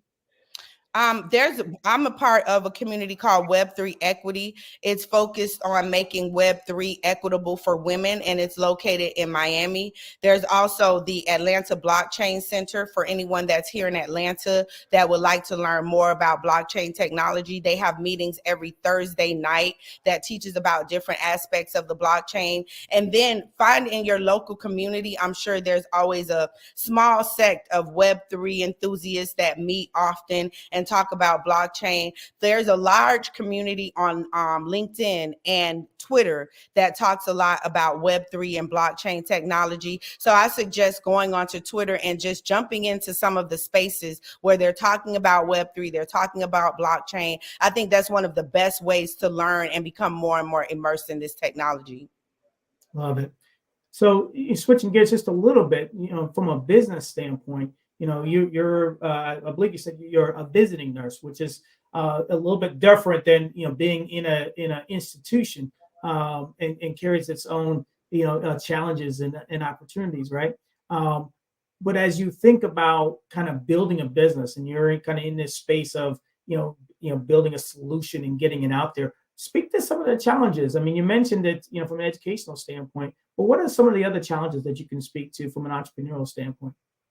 One of the challenges is still working full-time as a nurse and being a mom and a wife and trying to navigate all of those things. I'm 46 now, and this, I feel like this is a mission that God dropped on me. Honestly, if I could pass it on to someone else, I probably would, because it's very, very challenging to balance all of these things, especially when you're so passionate about something and then trying to keep that in perspective with being a wife, with being a mother, and still working full time. So I would also say funding is a huge challenge at times, finding the funding to continue on. Eventually, I hope to be able to dedicate my time full time to Nurse Block and not have to divide it right now with working as a full-time nurse. So personally, those are some of the challenges that I find. And communities like the Black Business Network and other communities that I've become a part of on LinkedIn give me a lot of advice and support in that way. But those are my main personal challenges, is trying to balance my personal family life with now the entrepreneurship and becoming a startup founder, because I feel so passionate and strongly about everything, my life as a wife, as a mother, but then also about Nurse Block. It keeps me up at night wanting to see it succeed. And so that's a huge challenge for me. So when you mention, you talk about passion, I think that's so critical when you think about entrepreneurial pursuits, because especially when you have a full-time job, anything outside of that, if it's another job, is going to be draining. But when you're passionate about something, doesn't that almost give you even more energy to do the things that you have to do? Because I'm sure that there's some late nights, early mornings. You got to fit all this stuff in around your job. How important is passion in your life, in this pursuit? Passion is very important. I think that passion is what drives me. However, I have had to learn to how can I say this? I have had to learn how to kind of curtail that passion sometimes, because I can get in a tunnel where I block everything out. And this is the only thing that I'm thinking about and focusing on. And then other things in my life start to lack. So I think that passion is extremely important, especially when you are trying to make other people feel your dream and see your vision. I think passion is the number one thing. They have to see that you believe in this with all your heart and that you're passionate about it. And then I also think that there's a skill to learning how to curtail that passion and keep it at bay when you need to keep it at bay. Because I mean, honestly, I work overnight and I could go days without sleeping just to, do something for Nurse Block. And sometimes that can get dangerous. So I think that although passion is extremely important and it's definitely what is pushing me, I'm trying to learn how to keep it in control at times. Yeah, it's passion is it's like a burning bright light, right? It's always burning, and sometimes you get feedback that hey, you know what, hey, we're over here, but it is so critical to have that passion and have that belief in what you're doing. So congratulations to you and Thank success you. you're, Thank you so much. you're having to date. But let's keep it going. We have a few more minutes. As you think about juggling, as a lot of this audience are entrepreneurs. You're juggling a full-time job, and the last speaker kind of spoke about the importance of and the value of having a part-time, and being able to get into this entrepreneurial space on a part-time basis. Sometimes even doing that, it seems almost like having two full-time jobs, right? Because that passion just kind of drives you, and you'll stay up till god awful hours, working on something. But what are some of the tactics you've employed in balancing the demands of a full-time, balancing the demands of a startup, and balancing the demands of being a wife and a mother? Yeah. So one of the things, and this is also one of the reasons why I'm so passionate about Nurse Block, as a travel nurse, I've been able to make my schedule fit my lifestyle. So for instance, right now I work just on the weekends. I work Friday, Saturday, and Sunday at night.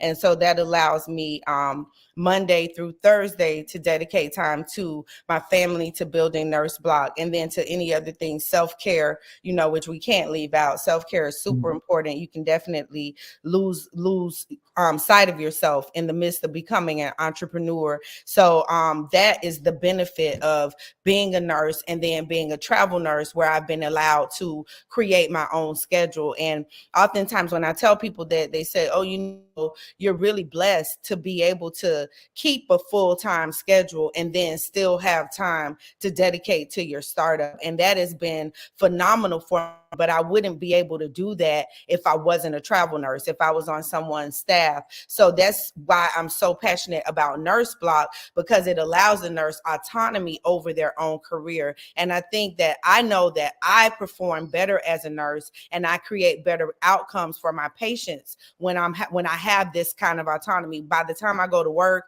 I'm fully, I'm all in. I'm ready to be the best nurse that I can be. I show up and I don't feel dreadful. I'm allowed to pick jobs that resonate with me, jobs that I'm good at, jobs that I've reached the expert level at. So that lets me go to work with a completely different attitude. And it turned that burnout around for me. Having that autonomy, it has made such a big difference in my career. And it also has really helped me with building a startup. Yeah, that's great advice, and it is a kind of a juggling act, right? But you do it, and you learn and you adjust as you go. So awesome there. The other part about this is, as you think about nurses and nursing in general, one thing that COVID taught us is just how important our nurses are. I mean, they were critical to keeping this country going, and they would just, we relied on them. Not almost, we did rely on them too much. I mean, they were the backbone to keeping this this country safe. But as you think about empowering nurses, because so many nurses from what I've heard, they just got burnt out and just got tired, and they just want to get paid more, and they just want to have more balance in their jobs and safety in their jobs. As you think about what you're creating here and giving nurses more power with their own data and autonomy and opportunities, where is that going, and how can that really help nurses take control over their careers? Speak to that a little bit more. Yes, thank you. Thanks for asking that question. That's a great question. I worked during COVID. I worked in New York. I worked in Atlanta. I worked all over. And it was my work was controlled by intermediaries, agencies that would link with the hospital, and then the hospital would, the agency would reach out to nurses and they would hire us. And many times the agency would be getting paid more for what I was doing than even what I was getting paid. So many agencies became, billion-dollar companies off of the backs of nurses during COVID. And there was so much said about how much the nurses were being paid, but there was very little mention about these agencies. What NurseBlock does and what the blockchain does for many industries is it removes that middleman. So with NurseBlock, the nurse uploads their digital credentials to their profile. The hospitals or the patient that needs a nurse is able to see that and then select that nurse specifically without there being any intermediary, without there being a middleman or an agency controlling that arrangement. That empowers the nurse that may have left the bedside because of staffing shortages or couldn't work those hours. Many nurses love nursing, but they have children that are in school that they have to pick up at 3 p.m. Imagine if there's a patient around the corner that just needs IV infusion a couple times a day from 9 to 12. That nurse could easily accommodate that patient, feel very good about what they do, get paid directly from the patient, and then there's no need for the middleman controlling that. So that is what I believe the future of healthcare will look like. I believe that there's a more and more with virtual health and digital health. More healthcare is beginning to take place outside of the hospital. And what COVID proved to us is that there's no healthcare that can be provided without a nurse. So whether you're in the hospital, whether you're at a clinic, wherever you are, what NurseBlock wants to do is have a nurse that can come to you. So it not only empowers the patients to find the right nurse, and empowers the nurse to find the right work setting, the right time, and even the right patient for them. I think this is, amazing, because I know I hear it all the time, just the frustration and this nurses just being so tired. But on the other part of this, from a hospital system standpoint, I would think that this would allow them some flexibility as well, versus trying to hire nursing staff and you got the constant turnover.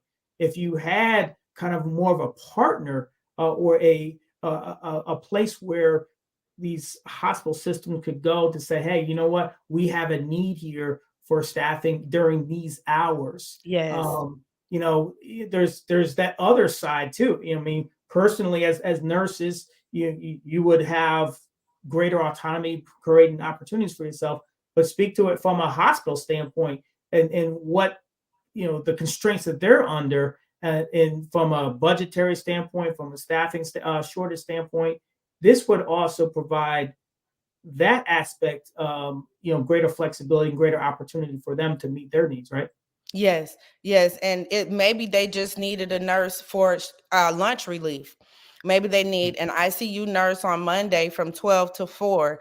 They may not need the whole 12-hour shift. As you age, and this is something that I talk about a lot, nursing is very, very challenging physically, mentally, and spiritually. 12-hour shift for a 65-year-old may not be as easy as it is for a 20-year-old. But if maybe you only needed a nurse for 4 hours or 5 hours, and you were able to log on to our platform and find the nurse that has the credentials, the CEUs in the background that you need, and hire that nurse directly without any middleman on an on-demand basis. I work for a couple apps that allow me to go to surgical centers. Like the day before they need a nurse, they put the request on the app, and then I select the app.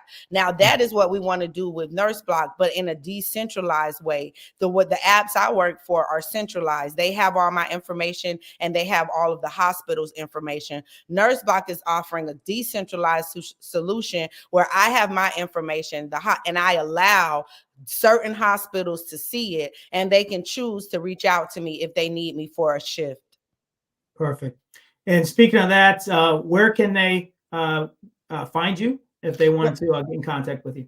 Well, you can find me on LinkedIn, Sharonda Davis, RNBSN. I'm also on all social media platforms as NFT Nurse. And what I would really like to ask is if you have any nurses in your family that are interested in learning more about blockchain or just want to keep up with emerging technology, please go to our website, nurseblock.io.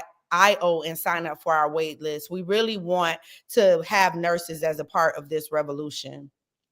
Well, Sharana, it has been great. You're doing something great. You're doing something wonderful that's needed in the market. So best of luck to you. And as we love to say on this network, genius is common. I'll see you on the other side. That means so much to me. Thank you. Thanks for the opportunity. Thank you. All right, it's that time to promote why we are here, and that is to promote the scholarship. The Black Business Expo's mission is to raise funds for high school seniors going to college or K through 12 entrepreneurs. So this expo is a fundraiser for students. So you may go to www.blackbusinessexpousa.com to donate to the scholarship fund, or use Cash App, and that's on the screen below. That is $BBXUSA. Our goal is to give laptops up to $5,000 to 10 students. Students can register online at www.blackbusinessexpousa.com. So every dollar counts. So donate a dollar or more. So we want to remind you to donate to the scholarship fund, please. Yes, and we also want to thank our very important people, and that is our sponsors to the Black Business Expo USA. So that is NC100, thank you. Moody Capital Partners, thank you. Suede Soul, thank you. Lotus Richer Coaching and Training, thank you so much. Hello LLC, thank you. Carolina, Virginia Minority Supplier Development Council, Step Management, BHS and Associates, thank you all. 5-Star BDM Media, Margie McLean Foundation Incorporated, Genius is Common, thank you all. Earth Essentials, Malane Shani Global, Executive Women Success Institute, thank you all. The Quality Coaching Company, Superwoman Business Services, Creative Force Studios, thank you so much. And Lee Entertainment, Artistic App Design, and of course, the Black Business Expo USA. Thank you so much to our sponsors. Without you, we can't do what we do.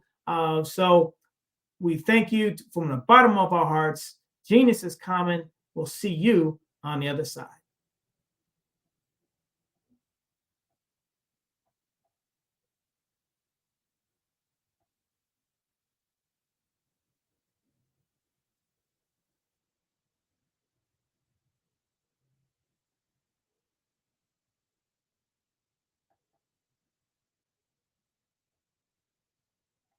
I think we may be having some technical difficulty, so I'll fill in some time here. So when you think about what we just heard from an entrepreneurial standpoint, what's so impressive is here is a nurse that is, through COVID, like many nurses, was just, working to, their hands to the bone, and really tired.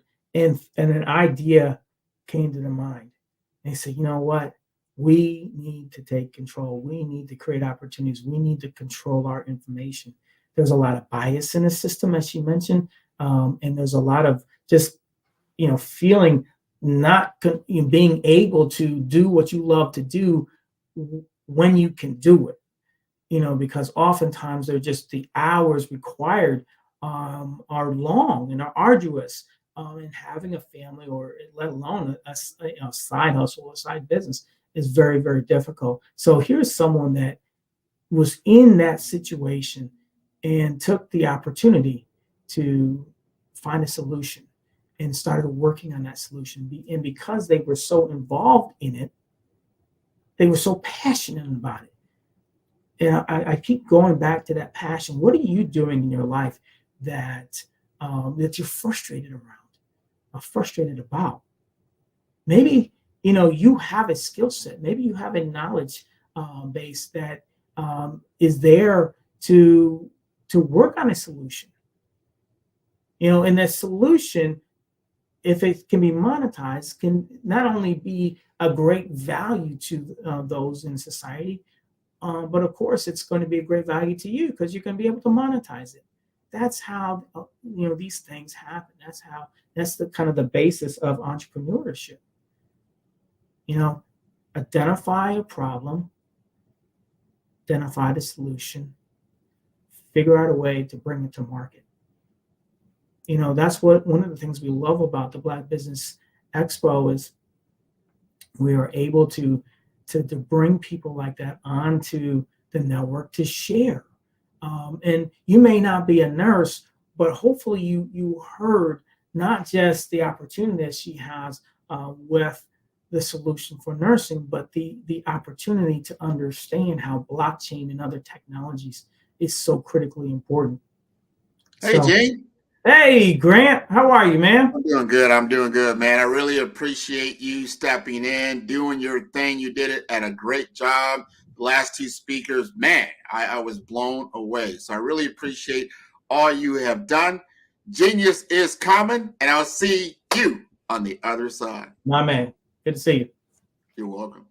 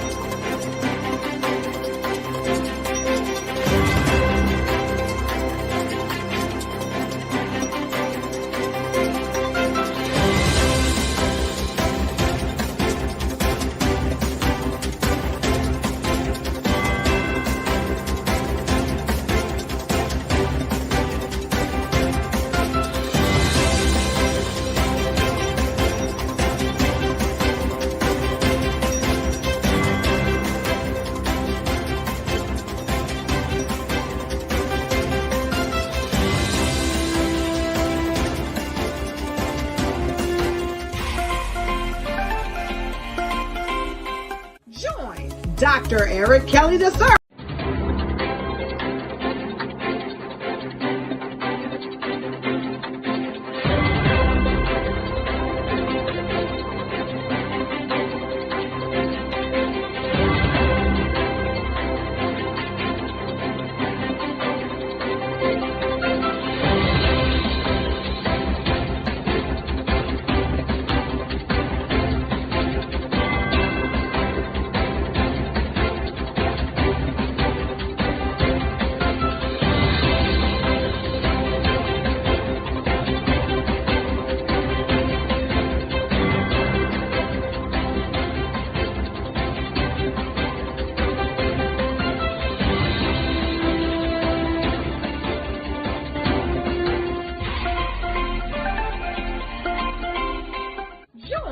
Dr. Eric Kelly III and a host of phenomenal speakers from all around the globe for this 7-day virtual event that you don't want to miss. The mission of the Black Business Expo is to raise scholarship money from kids all the way from high school all the way from college. The Black Business Olympics is one of the largest Black business showcases in the world. It is an opportunity for businesses and companies to showcase their businesses globally. We are going to be giving away laptops up to $5,000 away to students. Again, I'm Olivia Appleberry, the founder of 2 Cents Finance and one of the speakers for the expo. I am so excited to see you there. For more info, go to www.blackbusinessexpousa.com or call 919-308-9090. And I am Black Business. From the moment I wake until the time I sleep. Yes, I am Black Business. I am Black Business. Tell me, are you Black Business? I am Black Business. Do you support Black businesses? Listen, I support Black business because I am Black Business. Black Business Expo. One of the largest business showcases in the history of Black business in the world. The world! Sign up today at www.blackbusinessexpousa.com or call 919-308-9090. I am Black Business.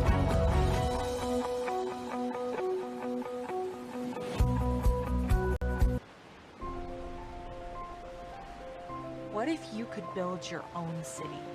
A place where every child can find nurturing people to help them achieve their full potential. A place where every adult can access job training support, where health education is abundant, where social justice ruled the land. A place without limitations. Welcome. You have arrived at STEM City, USA. It is what every city should be. A safe and trusted community where you find people and resources to help you become everything you are and beyond. STEM City is unlike anything you have ever experienced. It is a digital twin of the world around you, only better. STEM City is about energy and soul renewal. It is more than a digital world. You can almost feel the power of live cultural events, music, and theater. STEM City promises a better future for children with caring mentors and hands-on activities with dedicated tutors to support our youth. STEM City is your passport to a healthy lifestyle with weekly events addressing our community's many issues. STEM City is your financial well-being with helpful information on wealth management, career advancement, job training, and so much more. STEM City is the community you deserve. It is the city where your dreams can come true. STEM City USA, a place in the sky that is accessible to all who reach for the stars.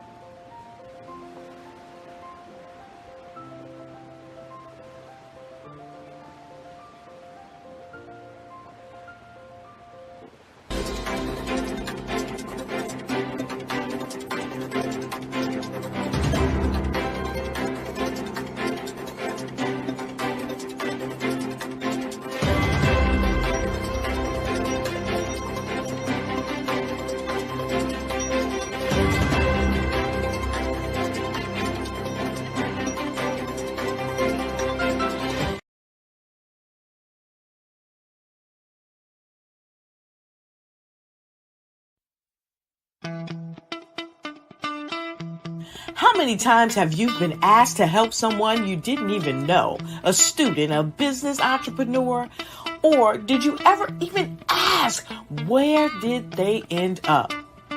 That business, that friend, that entrepreneur. Well, just maybe they ended up in a gang, bankrupt, homeless, or worse, dead. Maybe they turned to crime, drugs, and alcohol. Did you ever wonder? Did you destroy their dream, or was your life always so easy? At the Black Business Olympics, we started a movement to help students complete. Give them hope and foster success. Help them to leave their dreams of providing laptops, computers, and up to $5,000 in scholarship funds. Today, we ask you to help a student, a business owner, or an entrepreneur to realize their dream by sponsoring them, supporting them, and buying from them. Consider this. With $1.6 trillion in our Black community, we only ask for a small donation for our students, our businesses, and our entrepreneurs. And you can change a life today. So I ask you, what are you going to do? Sit on the sideline and watch our students in high school be leaders, miss out on their dream from lack of resources? Or are you going to donate to the movement and change their future and yours as well? Give us a call today at 919-308-9090. Change their life by investing with action to the Black Business Olympic Fund. The Black Business Olympics, one of the largest business showcases of Black business in the history of the world.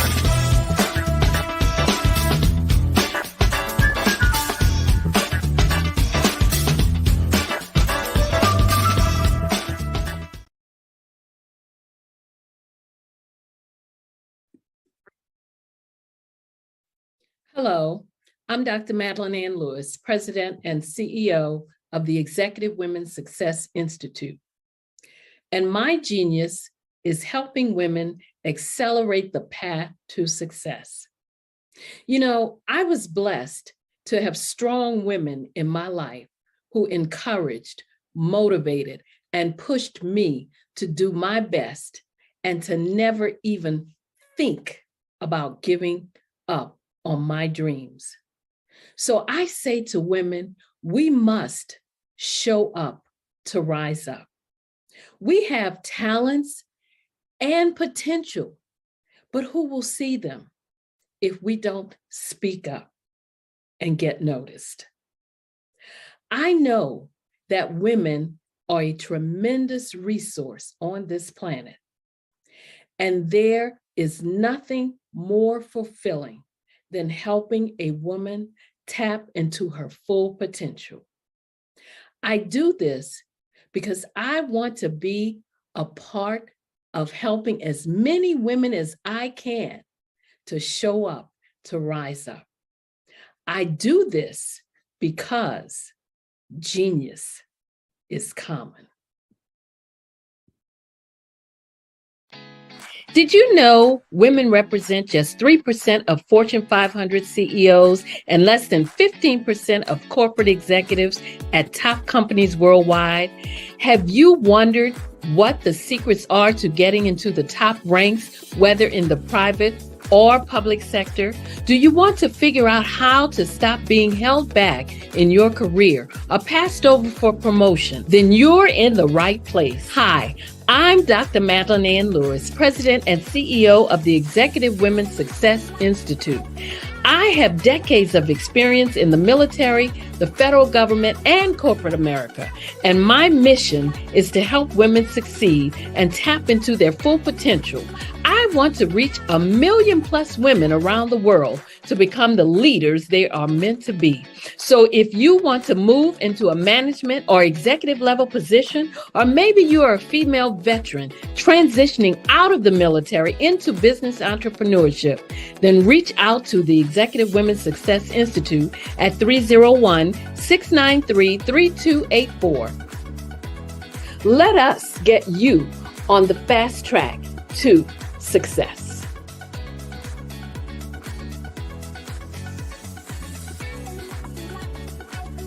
Hey guys, my name is Caden. I'm the CEO of Caden Teaches, and my genius is teaching kids about financial literacy. Throughout my financial products, such as my financial flashcards, my activity book, and my newest project, my financial bus, which I bought. And on the bus, it has a mock bank where kids will learn how to deposit and withdraw money, a mock grocery store where kids will be able to learn how to have a family budget, and a mock stock exchange where kids will even be able to learn how to invest in stocks. Now, I decided to start teaching kids about financial literacy because I find that most kids graduate high school without even knowing the basics about financial literacy. And I feel if I were to teach kids about financial literacy, that I would be able to help kids tap into their genius. And I actually learned about financial literacy to my dad because I would go to business meetings with him, and I would always see that they were talking about financial literacy. And at that point, I didn't understand what financial literacy was. So I took it upon myself to learn about financial literacy and teach it to kids in a way that they could understand. But I want you guys to help me help kids tap into their genius by going to my website, cadenteaches.com, and you can sew into me in my financial bus by going to my GoFundMe link. And remember, if Caden can, you can too, because genius is common.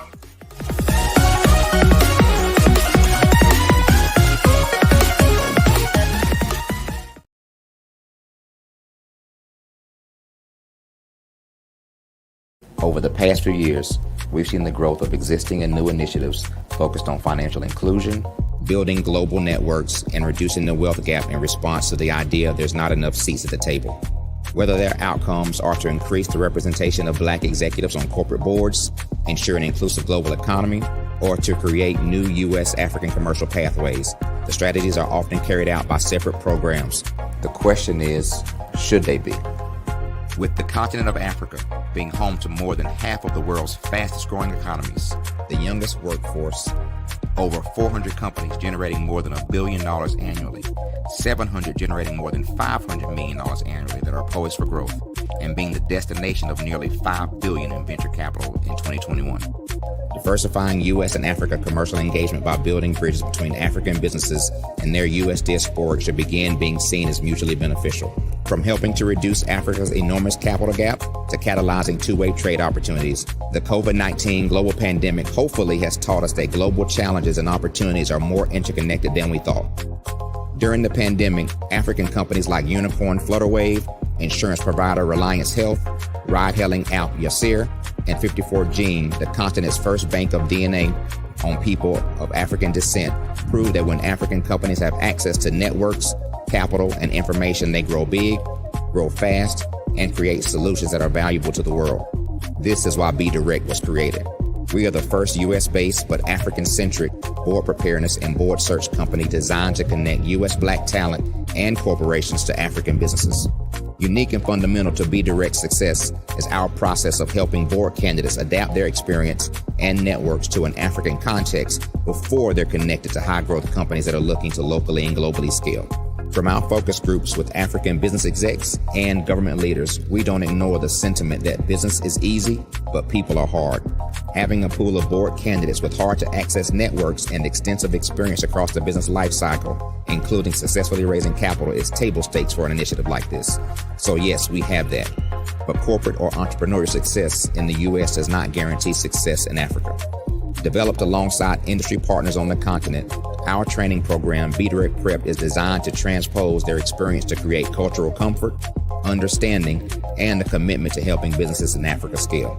Our board governance sessions are African continental and country specific, integrated with cultural awareness and dexterity training, masterclasses led by African industry execs, and mentoring and coaching from African continental-based facilitators.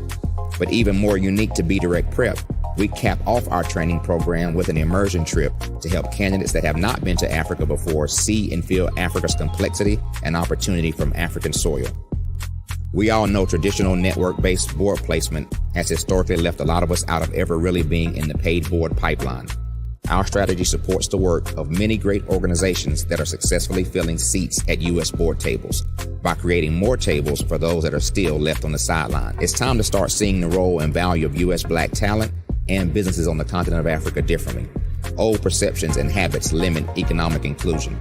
Let's transition Black talent and the African businesses they will support from the periphery of the global economy to its core.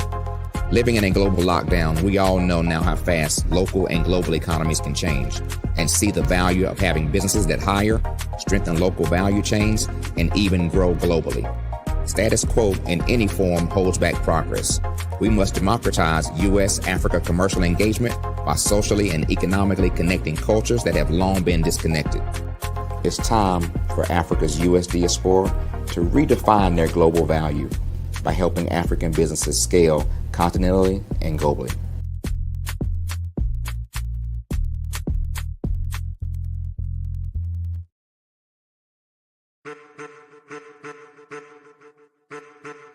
I am a child of the Most High God. He has gifted me in ways that I could not even imagine and didn't know.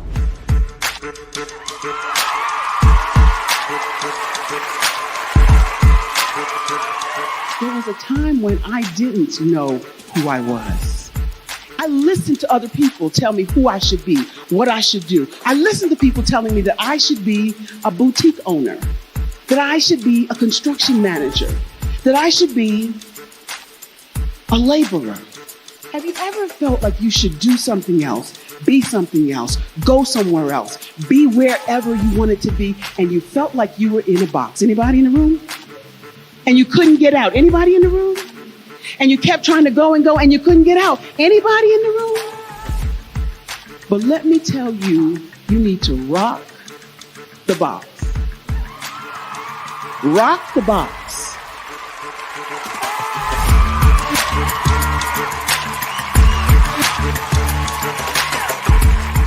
I engaging, inspiring, and empowering.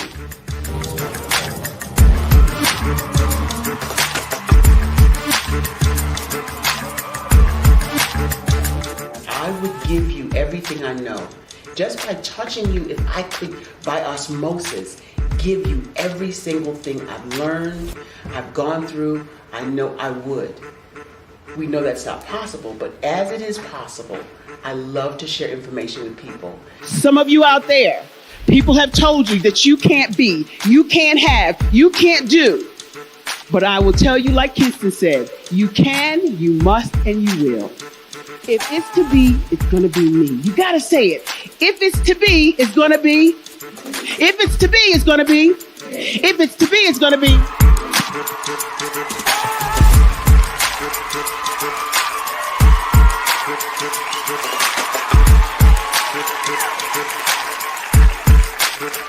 Barbara is because she believed what her mama said about her and not what other people told her. Every day you wake up, when you're in a situation, it's your choice whether it's an advantage or the disadvantage. She gained her confidence and her life, and now she is a testimony. If I can help you elevate yourself, then I feel like I'm elevating my own self as well. What you know and I know together can change the world.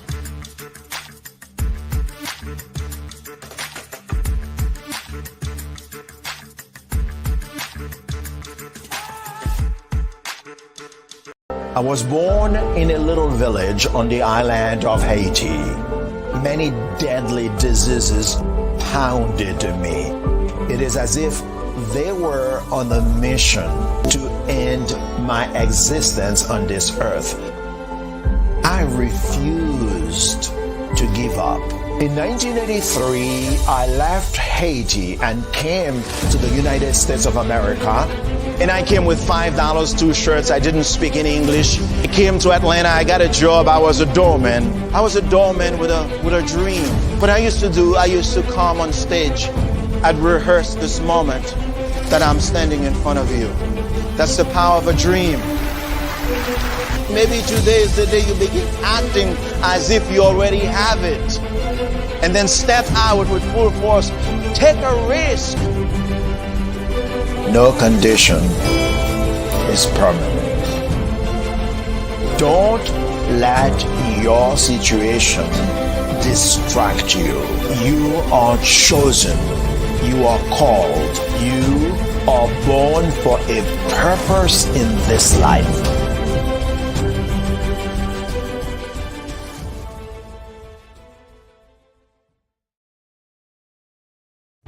Cash flow. 5, 10, 10, 75. I use the cash flow app to keep track of my charities. Cash flow 5, 10, 10, 75 helps you manage expenses, helps keep track of charitable giving, helps you save your money. Cash flow 5, 10, 10, 75. Download it today. Cashflow 5101075 would like to wish the Cyber Bears good luck in this year's first robotics competition.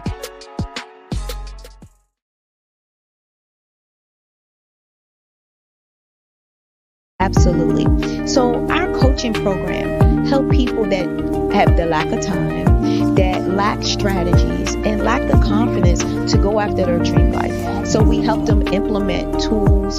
We help them implement lack of finances or the education behind finances. But it wasn't until I lost my firstborn, my only son, that life changed for me. And where I was going after it all, living the corporate life, hit my 6-figure income and living in my dream house with my dream man, driving my dream car. Wow. I nearly lost it all when I lost my son. And so I realized it only takes one financial catastrophe that can change your entire life. That's what made me start All New Beginnings. Because no matter what's going on in life, there's a new beginning. And because of that, we develop a program called Wise Minded. My little slogan is, don't just dream it, let's live it. If they want to connect with you or work with you, what is the best ways for them to be able to do that? Well, for my social media guru, you can connect with me on every single social media platform as Tanya T. Wallace.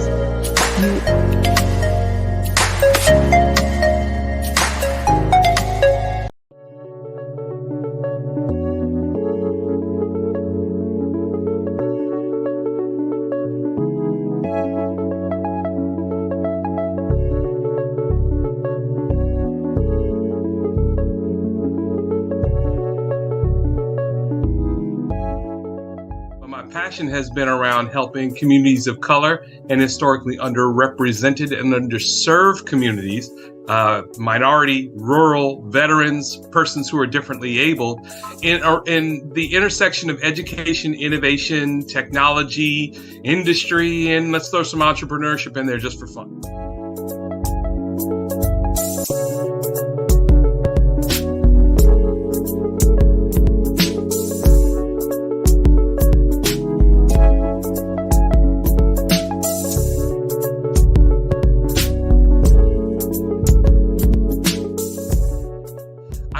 More around innovation, incubators, accelerators. I love the idea of going from innovation to commercialization.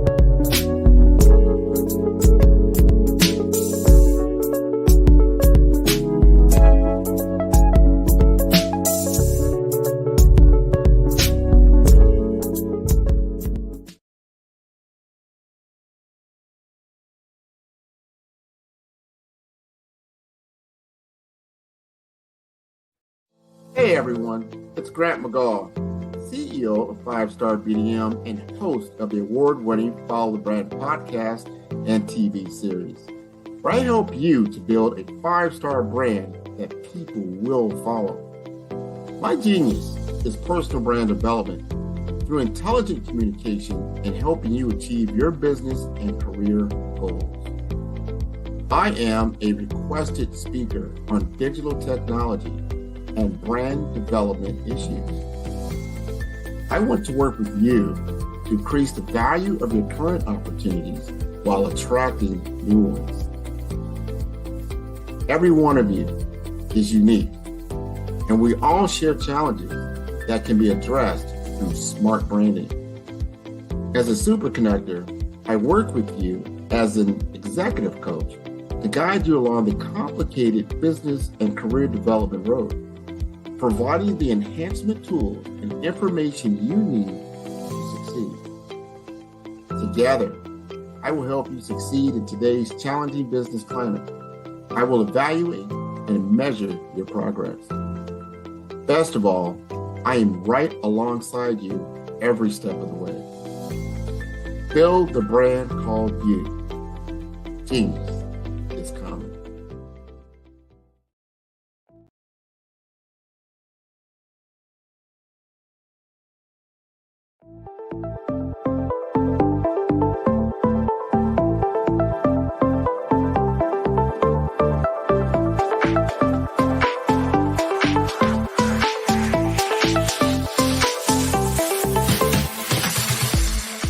You need to be messaging and communicating to a lot more folks and getting them committed to you as a brand and feeling that you are trustworthy, as a subject matter expert, and for their needs and their pain points. That says, look, here are my pain points. Here's the problem that I have that I don't want, or the benefit that I want that I don't have.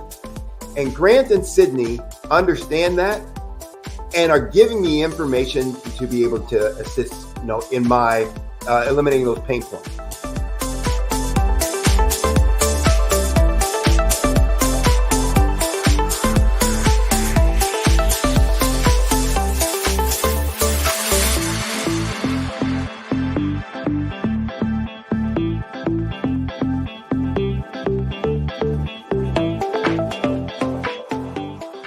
going to get a lot out of this workshop. We're going to show you ways that you can begin to look at this particular problem, that you can apply different formulas, techniques, and skills. They're going to get you to that next level. And then you'll understand the value that we're bringing.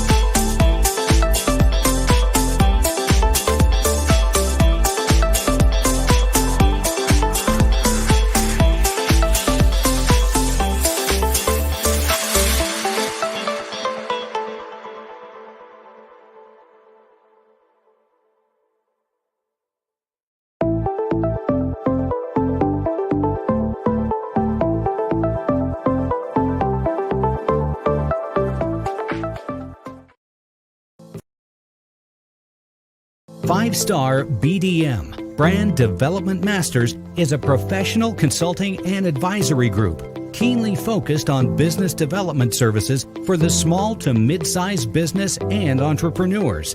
Although every business is unique, they often share business development challenges that can be addressed through smart branding. Services include process improvement and operations, digital strategy and transformation, business intelligence, digital marketing, and personal branding. Our business and personal branding company has helped a number of professionals and organizations to optimize and grow. This results in more business, more opportunities, better reach, positive outcomes. Visit www.fivestarbdm.com today to learn more.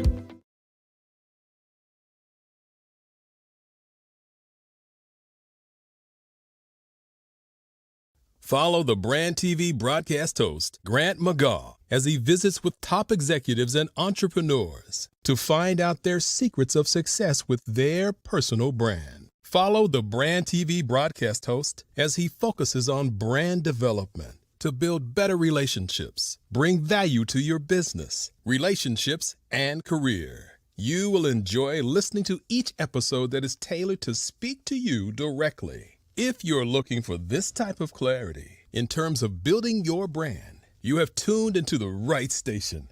Each episode will help you to shape a conversation in the 5-Star BDM network of 20,000 professionals and become a springboard for your corporate engagement and business opportunities. Each guest will frame their story in the areas of personal branding, business development, career development, financial empowerment, and technology innovation. Grant McGaugh explains why he is the CEO and owner of his own professional career. Grant is an accomplished business leader and entrepreneur who wants to give back to individuals to grow their personal brand strategy. Tune in as he weaves his story about new possibilities, while to you exceed expectations. If you love storytelling, this show will make for fun.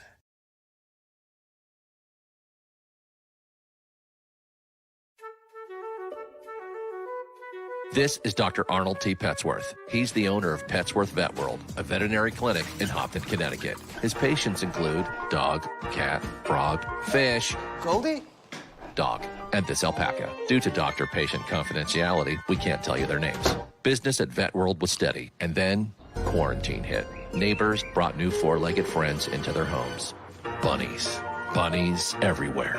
Dr. Petsworth welcomed these new patients with open arms. The only problem?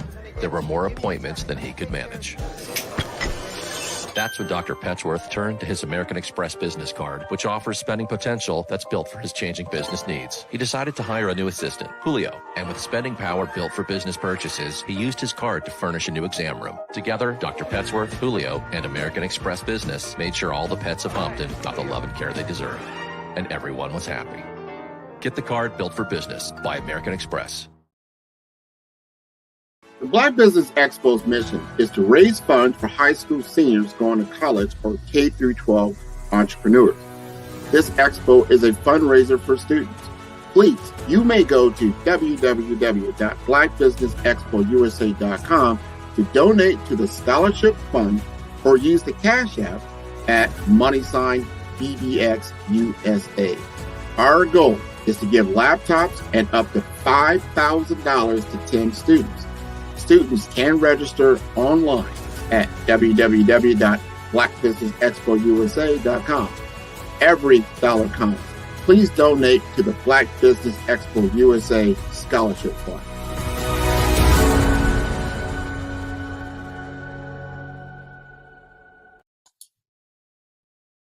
Hi, I'm Barbara Smith. Genius is common. My genius is executive coaching and professional corporate training. As the master executive coach and corporate training ambassador for the Genius is Common movement, I help business owners craft their stories in such a way that you know exactly what they do, what they have, and what they bring to the table. Many times as business owners, we are asked, so what do you do for a living? And we could be crushing in our businesses, but we're not quite sure exactly what to say in a short amount of time. Well, I help you take those stories that are the reason why you're in business and why you're so passionate about your business and craft them in such a way that people are drawn to you as opposed to being repelled by you. Because every conversation, every time you talk to someone about your business, you are excited about it. But are you really conveying what you do, what you have, and what you bring to the table? And do really people understand why you care so much and why they should care that you have the solution to their problem? Well, I'm here to help you with that. As a master storyteller, I can help you with your stories and spin them in such a way that they are intriguing and fascinating. People want to listen to you talk about your business. That's why at the Genius is Common movement, I am the master executive coach and professional training ambassador. That's my genius. And genius? Oh yeah, it's common. Sometimes you got to hear the news from the Black perspective, and more specifically, Black publishers. And that's exactly why you have to download the Heytie app, the largest mobile app delivering breaking news, videos, and podcasts from 200 of your favorite Black publishers. Yes, 200 Black publishers delivering news as it happens, literally all in one app. Go to HAYTI.com or download the app in the Google Play Store or Apple App Store. It's completely free, along with information that you can trust, so go check them out. Social media is evolving. It's more vibrant, more colorful, more energetic, and so are you. It's not just photos anymore. It's video, it's audio, it's subscriptions. And now there's Fanbase, a new monetized social network. Fanbase delivers the complete native app experience with full content monetization for every user. No algorithms that shadow ban your engagement or growth, and no ads. Follow anyone for free and subscribe directly to your favorite creators for $4.99 a month. Plus, show some love by tipping on any post. Also, make a Fanbase page and monetize your content the same way. Finally, connect with your followers by posting the amazing content you already create. And now, get paid for it. It's time to energize and monetize, because everyone's a fan of something and everyone has a fan base. I was born in a little village on the island of Haiti. Many deadly diseases pounded me. It is as if they were on a mission to end my existence on this earth. I refused to give up. In 1983, I left Haiti and came to the United States of America. And I came with $5, 2 shirts. I didn't speak any English. I came to Atlanta. I got a job. I was a doorman. I was a doorman with a dream. What I used to come on stage. I'd rehearse this moment that I'm standing in front of you. That's the power of a dream. Maybe today is the day you begin acting as if you already have it. And then step out with full force. Take a risk. No condition is permanent. Don't let your situation distract you. You are chosen. You are called. You are born for a purpose in this life.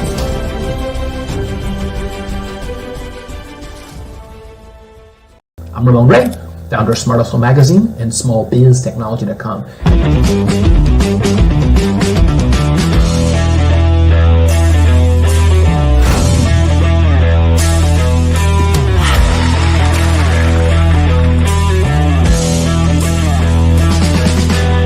You're here today to celebrate small business success. Stand up on your feet. You rocked the house. It was amazing. Didn't we learn? For me, success comes from failure. One thing not to do is shake somebody's hand like this.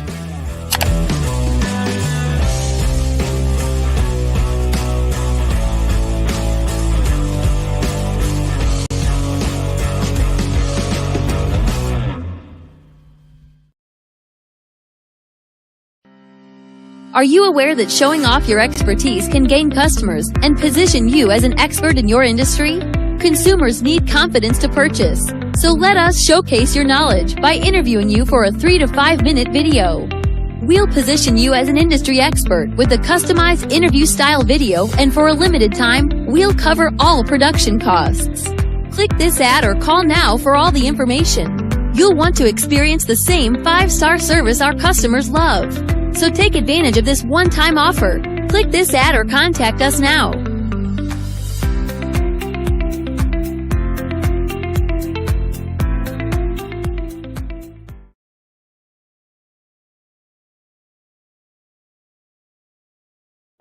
Ladies and gentlemen, and fellow professionals, please allow me to introduce myself.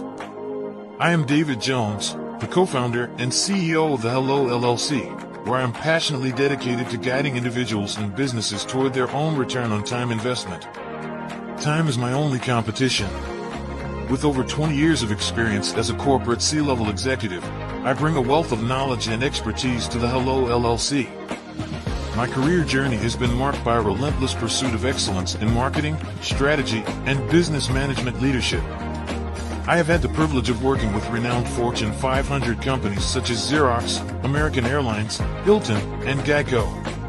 However, what truly drives me is the transformational work we do at the Hello LLC. We are pioneering a new approach to business in the metaverse, where we empower businesses and individuals to build strong foundations, automate their processes and systems, while thriving in the ever-evolving digital landscape. More than just a 3D digital marketing agency, the Hello LLC is truly a community built on love, kindness, and integrity. We want more for you than from you. As I often say, collaboration is the new competition. In an era where time is the most precious commodity, I am here to guide you toward your own return on time investment, because if time was sold in stores, it would be sold out. With a deep commitment to excellence and a strong belief in the power of community, I don't just lead a company, I lead a movement into the future of business. Ladies and gentlemen, it is both an honor and a pleasure to be your guide on this remarkable journey. I am David Jones, and together, we will embrace a future marked by success, collaboration, and the transformative work we do at the Hello LLC. Hello stands for helping everyone live life optimally. So, let's make that pivot together and start living life optimally today.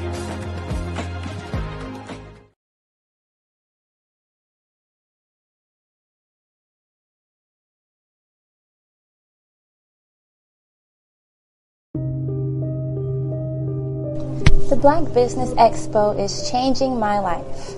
This year, they are giving away laptops and even $5,000 in cash to students just like me. I'm Alexis, and I want to go to college to fulfill my dream of becoming an entrepreneur. Help the Black Business Expo going to www.blackbusinessexpousa.com and also becoming a vendor, a sponsor, or donating. Hello, I am Dr. Eric Kelly III, the visionary strategist and founder of the Black Business Olympics. I invite you to showcase your Black-owned businesses on the Black Business Network global stage. The Black Business Olympics is a global Black Business Network platform that propels Black-owned businesses into the international spotlight. By showcasing your business on the Black Business Olympics platforms, you can reach a worldwide audience of potential customers, partners, and investors. You can also establish yourself as a thought leader and expert in your field, attract lucrative partnerships, and more speaking engagements. In addition, the Black Business Olympics platform provides a valuable opportunity to connect and collaborate with like-minded entrepreneurs and business professionals from around the world. This can lead to new business opportunities, ideas, and relationships. Finally, by sharing your story and expertise on the Black Business Olympics platform, you can inspire and empower others. This is a powerful way to make a positive impact on the world and leave a lasting legacy. If you are a Black-owned business owner, I encourage you to seize the opportunity to showcase your business on the Black Business Olympics platform. It is a once-in-a-lifetime opportunity to make an indelible mark on the world. Be one of the 1,000 visionary entrepreneurs who are changing students' lives, shaping industries, and leaving an unforgettable legacy for their families. Unleash your voice on our global stage and watch your business thrive. Black Business Olympics is one of the largest Black business showcases in the history of Black business in the world. Yes, the entire world. Just give me a call today at 919-308-9090.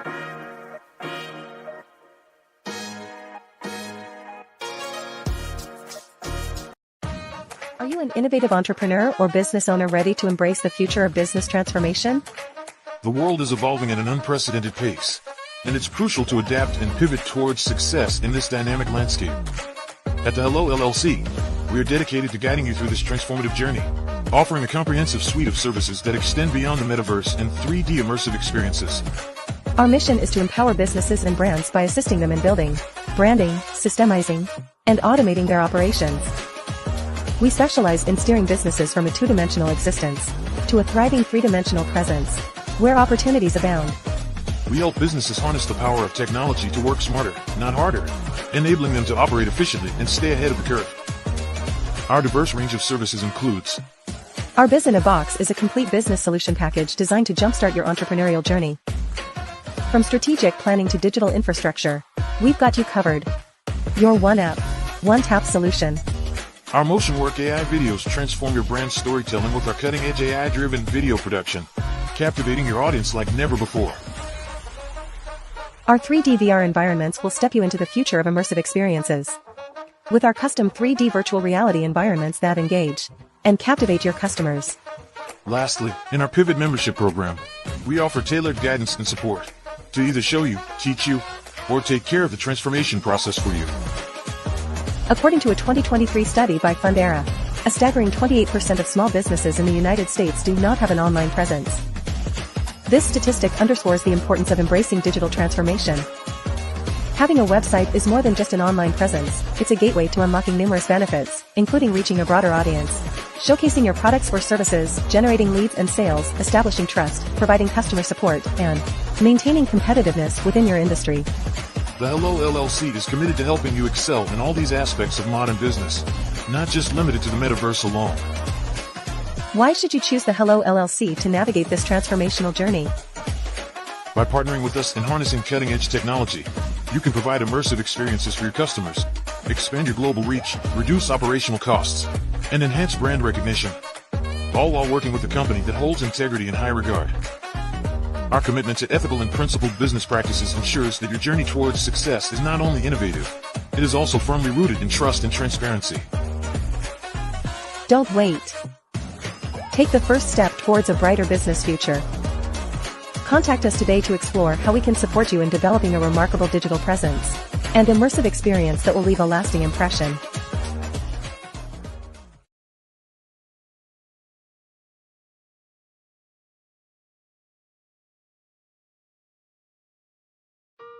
Hello, this is Israel, and I am CEO of Daydreams Interactive and author of Princess Planet.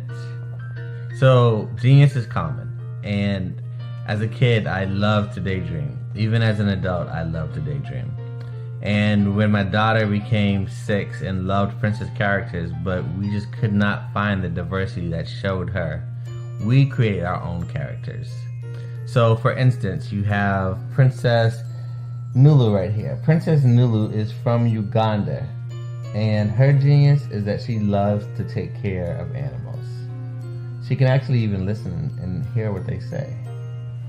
And then we have Princess Isabella right here. Princess Isabella, she's from Cuba, and her genius is biochemistry. One day she hopes to eliminate disease.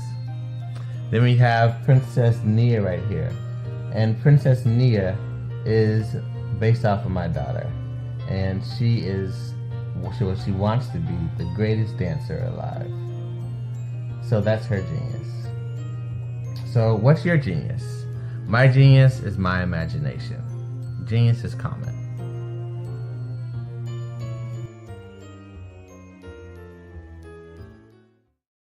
Artist to me is a creative expression of something from nothing. You know, it explodes onto the canvas, or it explodes on in my work.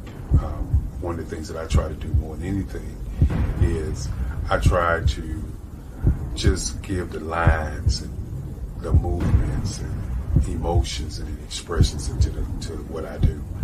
Art really means to me a chance to express how I feel deep down inside. Most of my art begins as a thought that I might have, you know, whether it's sports, whether it's history, whether it's a woman or a man. It pretty much starts as an idea of thought before I get into the actual image of what I'm going to draw. I do a lot of historical pieces. I was a history minor in college, and I love to do history pieces. And a lot of times I'm thinking about history, and then I try to make that history impact you as you look at it. That's one of the reasons I do pictures so large. People ask me, why do I do the pictures so big? And I tell them, I want the piece to impact them as they're looking at it. To kind of dominate them, dominate their space. And most of my pieces I try to do off page. I don't try to do anything that's going to be in those four corners or in a square. And I want your imagination to be a part of the piece that you're looking at.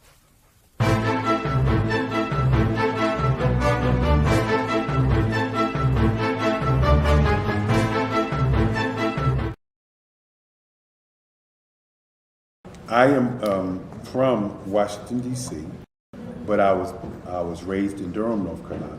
I came to Durham when I was about 5 or 6, and then I travel back and forth to D.C. because it's where my people are from. One of the unique things about my family is my mother, she's also an artist. She does quilting, and she does a lot of artistic things. And then my son, he draws with both hands, his right hand and his left hand like I do. So that's kind of a family trait. And then my other son, he's a videographer, and my daughter, she works, she's a regional vice president for Sunglasses. When you start out drawing and sketching, you want to continue to explore, you know, each avenue. I do pastels, I do pen and ink, I do painting, I do acrylics. I haven't done oils yet, but I try to do all facets of art. What I say to a lot of times to people is, you know, you can't put yourself in a box when you're an artist. You have to explore. And over the course of my life, I've tried to explore different mediums. I also do sculpture as well. I choose my subjects by the intensity that they have in their faces, or the intensity that somebody is moving, because I do more than portrait drawings. I also do I do abstract, and then I do figurative drawing also. Well, what happened in this particular show is that I started out trying to come up with something that would be a little bit different than what everybody else is doing. So I was working on a Barack Obama show, and they wanted me to do some paintings of Barack. And so what I did was because of the deadlines, I kind of did it kind of fast. And then I realized when I was doing it fast, I enjoyed it. And so then I started doing other pieces the same way, and I started to enjoy those pieces also. And so I came up with this particular style, and it's a style of lines and colors. And what's interesting is that when I was in college, I did a show called Lines, Colors, and I talked about the boldness of the blacks, the hotness of the whites, and this is how this has come about, later on in my life. And the colors comes from a lot of the entertainers that I work with, where they wear different colors. They don't wear, your plain reds or your whites. They wear different colors, and so that's also another piece of what's giving me the colors. The subtitle of this show is Faces That Speak Life. That's real critical. Faces that speak life. Each one of these pieces is a life source and a life energy that's being put on display for people that are looking at it. I always say in terms of my art, it's not important that I draw them. It's important what you get out of what I draw. I don't try to just draw it because you like it.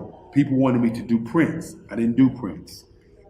People asked me to do different people, but the people that I choose are people that make a difference in the lives of people in the world. So the human landscape idea was, again, as I say, the lines represent your emotions, it represents your ideas, and it represents your journey as a human being. And that's why you get the different pieces and the different looks. And as you notice, I try not to do one look that looks alike another look. And that's what's the most important part of this show.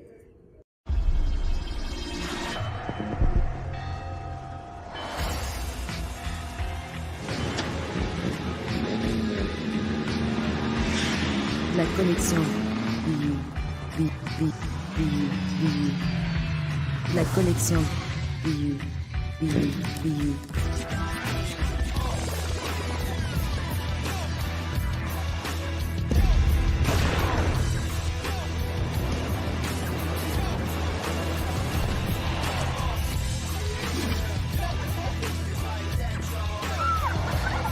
In a world obsessed with the cult of celebrity,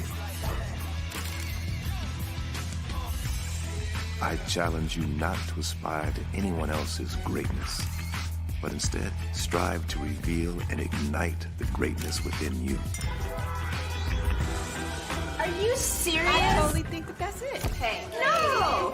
Hey! To me, sexy is a man that knows who he is and what he wants. Okay. He's comfortable. You look at him, you see him, he's just comfortable being himself. And you're like, Baby, be you. Be you, baby. Just be you. I like it. Introducing the Be You collection, exclusively available at KMG Fashion Superstore.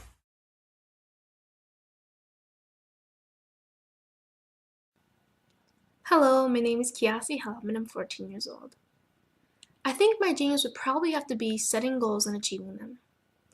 I say this because ever since I was young, I always wanted to be an author, and at age 11 I ended up achieving this. But not only did I end up becoming an author, I ended up becoming a public speaker, a publisher, a business owner, all these great things. The name of my business is Written by Kids Publishing Company. I decided to start this company because I thought it was important for me to help kids my age express themselves through literacy and just achieve their own goals. Because to me, achieving goals is the best thing in the world to feel. It's you just achieving things and aspirations that you set for yourself. And I know that everybody is capable of this because even if you don't end up achieving the goal, you still tried your best, and that's the most important thing. And everybody is capable of this because genius is common. Thank you.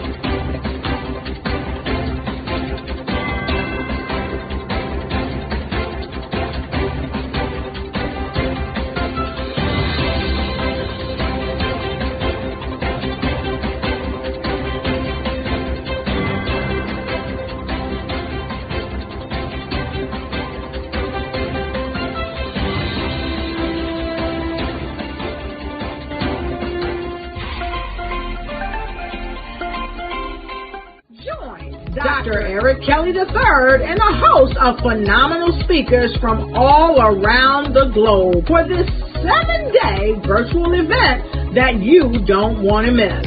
The mission of the Black Business Expo is to raise scholarship money from kids all the way from high school all the way from college. The Black Business Olympics is one of the largest Black business showcases in the world. It is an opportunity for businesses and companies to showcase their businesses globally. We are going to be giving away laptops up to $5,000 away to students. Again, I'm Olivia Appleberry, the founder of 2 Cents Finance and one of the speakers for the expo. I am so excited to see you there. For more info, go to www.blackbusinessexpousa.com or call 919-308-9090 and hope to see you there. I am Black Business. From the moment I wake until the time I sleep. Yes, I am Black Business. I am Black Business. Tell me, are you Black Business? I am Black Business. Do you support Black businesses? Listen, I support Black business because I am Black Business. Black Business Expo. One of the largest business showcases in the history of Black business in the world. The world! Sign up today at www.blackbusinessexpousa.com or call 919-308-9090. I am Black Business. I am Black Business. From the moment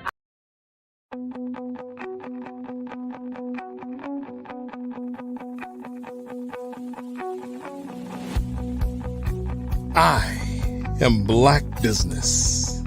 From the moment I wake until the time I sleep. Yes, I am Black Business.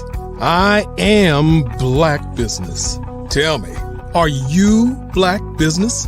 I am Black Business. Do you support Black businesses? Listen, I support Black business because I am Black Business. Black Business Expo. One of the largest business showcases in the history of Black business in the world. The world! Sign up today at www.blackbusinessexpousa.com or call 919-308-9090. I am Black Business.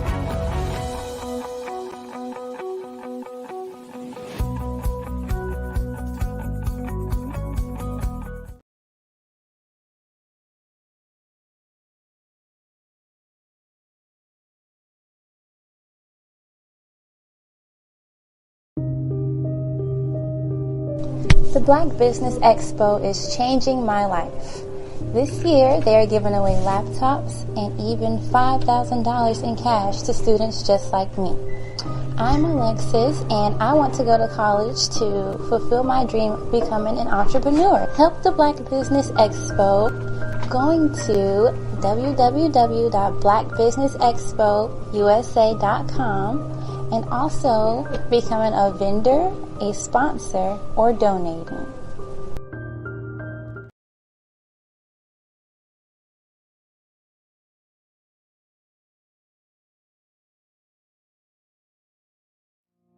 Did you know that approximately 333.34 million businesses exist today, according to a report from 2021? And you may be one of those businesses, or maybe you're not in the business market yet, but you're aspiring to be a business owner. Oh no, I didn't even see it. You're in Why am I on place mute? at the right time. Because let's face it, everything is I'm about off mute timing now. and opportunity. I didn't even notice. Hi, my name is Dr. Lotus Richey. Of course and I'm not. the CEO and founder of the Lotus Richey Coaching and Consulting LLC, along with the Lotus Richey Ignite Show.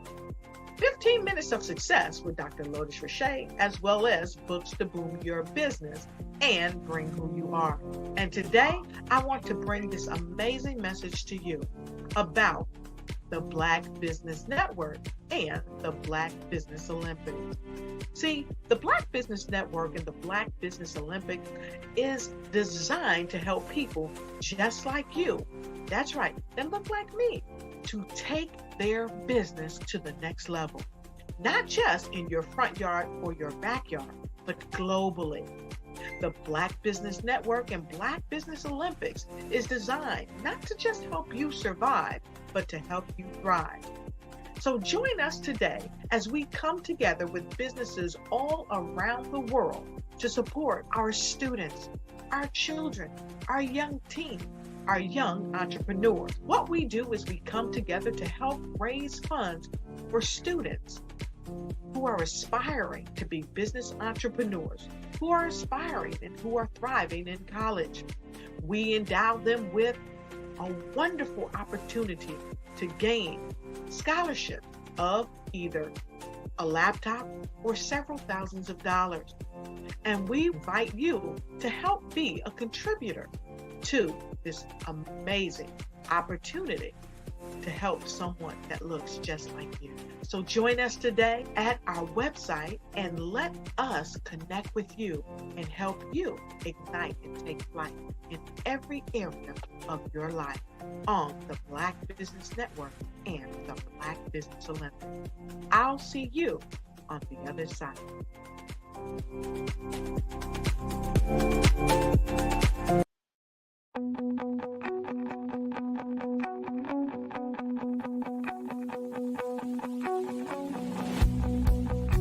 I am Black Business. From the moment I wake until the time I sleep. Yes, I am Black Business. I am Black Business. Tell me, are you Black Business? I am Black Business. Do you support Black businesses? Listen, I support Black business because I am Black Business. Black Business Expo, one of the largest business showcases in the history of Black business in the world. The world! Sign up today at www.blackbusinessexpousa.com or call 919-308-9090. I am Black Business.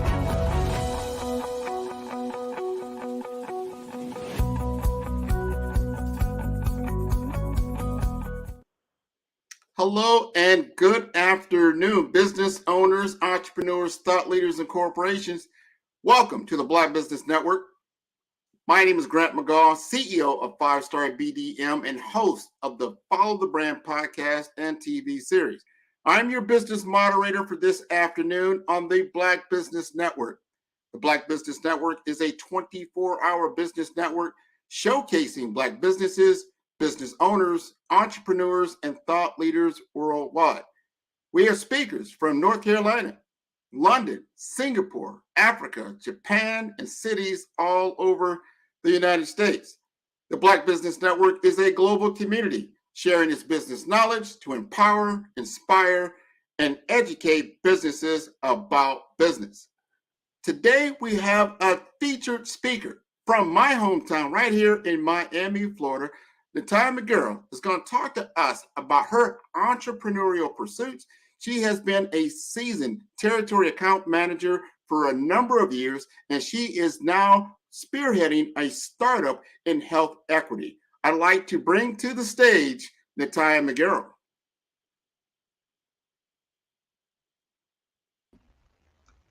Why, thank you so very much, Grant. I really do appreciate such a warm welcome and introduction. I appreciate you for that. And I also appreciate this opportunity to share with you and your network and those that follow the Black Business Network what my organization is in place to do and how we hope to leave a footprint in this world as well.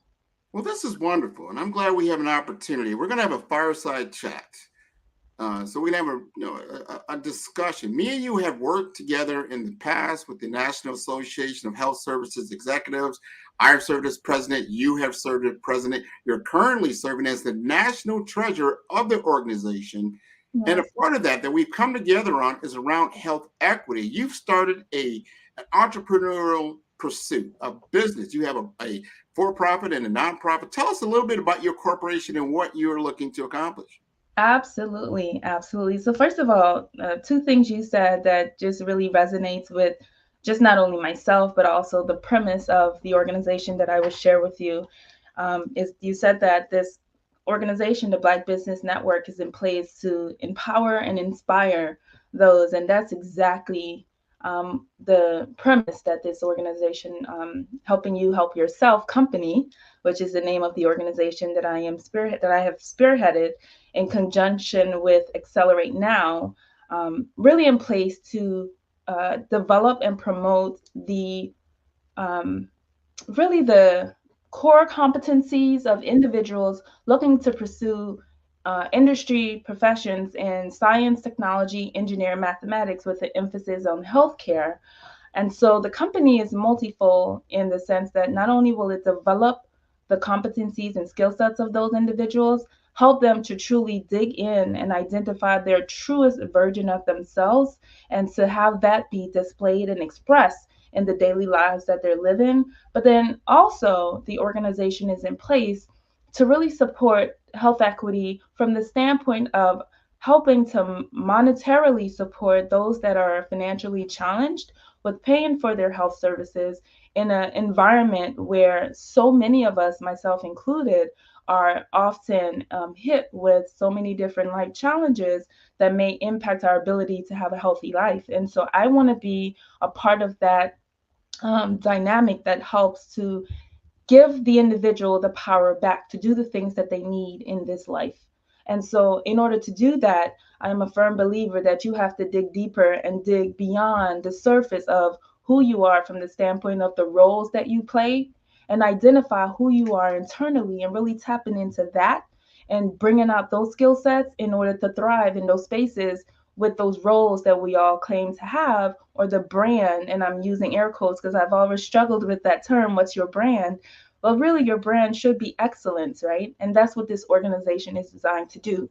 We'll have you dig in and really grab hold of that seed that's within you, that is coming through to the world as an IT expert, as a nurse, as a accountant, as whatever it is, that thing, that title is that you're carrying. But what is it that's really supporting that? And that's the true essence of who you are. And so not only are we going to equip you with the credentials and the skill sets that you need to thrive in the STEM and healthcare space, but we're going to allow you to look beyond that title that you have, look beyond the industry itself, and really provide excellence in that space, so that the skill sets and that theoretical piece that you've captured will show itself in such a way that it's so awe-striking to the world that it awe-strikes you as well, because you're now becoming the authentic piece of you by serving through that thing, be it IT, be it technology, be it healthcare,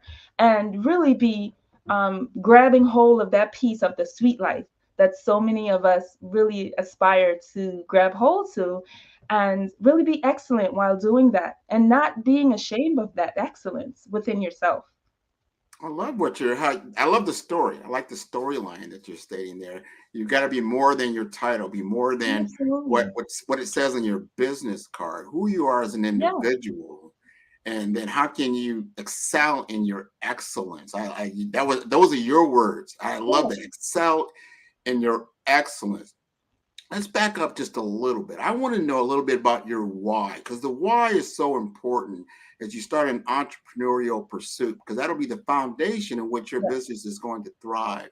You have been a career in sales. You've had a career in nonprofits. You understand these different organizations, different companies, all these different things that you've had experiences in. Why are you now pursuing this particular endeavor? Great question, Grant, and I'm glad you asked it, because it goes back to an even more deeper story. This company, actually, the foundation of it was birthed 15 years ago when I was nothing but a freshman in college. And that came as a result of me going through the Inroads program.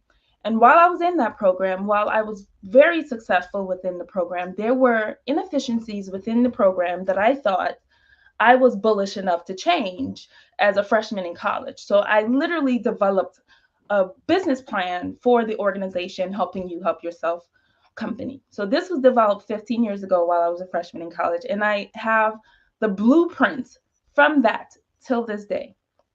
And so as I moved throughout my career, this idea of servant leadership just somehow seemed to follow me. And everything I did, but whether it was professional or personal, there was a core focus of being there for others and having such an open heart and just being authentic and being kind and true to others. It didn't matter what I did. It didn't matter if I was a territory manager and now strategic account manager. It didn't matter what the title was.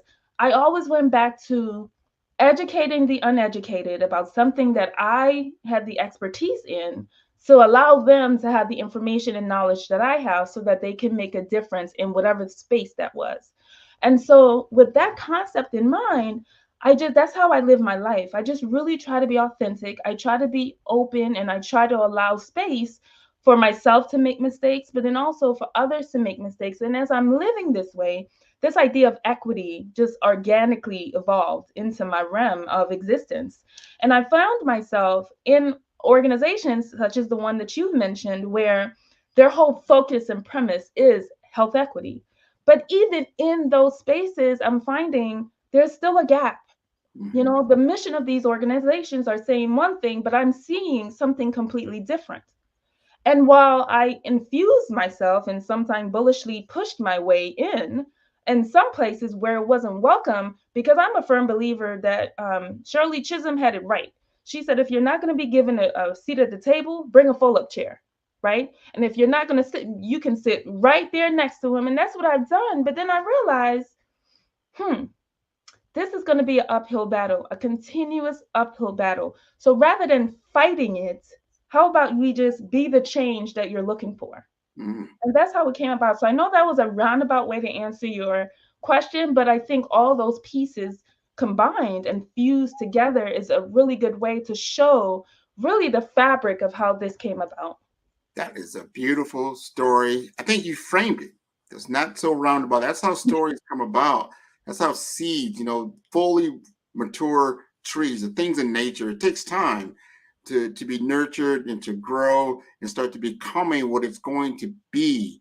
Absolutely. You're in the throes of that. I've been blessed to be able to see some of your work over the last 5, 6 years. So some of your maturity, I saw programs that you put together that were inspiring and were impactful. You had impact on the lives of other people. And what I am gathering for what you're talking about now with your new company is that you are now equipping yourself like, look, I'm going to do it. This is how I see it. Correct. And this is how we're going to be able to grow. And you're going to gravitate to your tribe, your community, the people that need to be a part of your program, because this is what they need to grow. And you're nurturing them in that fashion. I really, really like that. I want to ask you a couple of questions. We're on the Black Business Network. A lot of entrepreneurs are here. Yeah. Some of them, hey, you know what? I like what she's at. I need to get to this startup.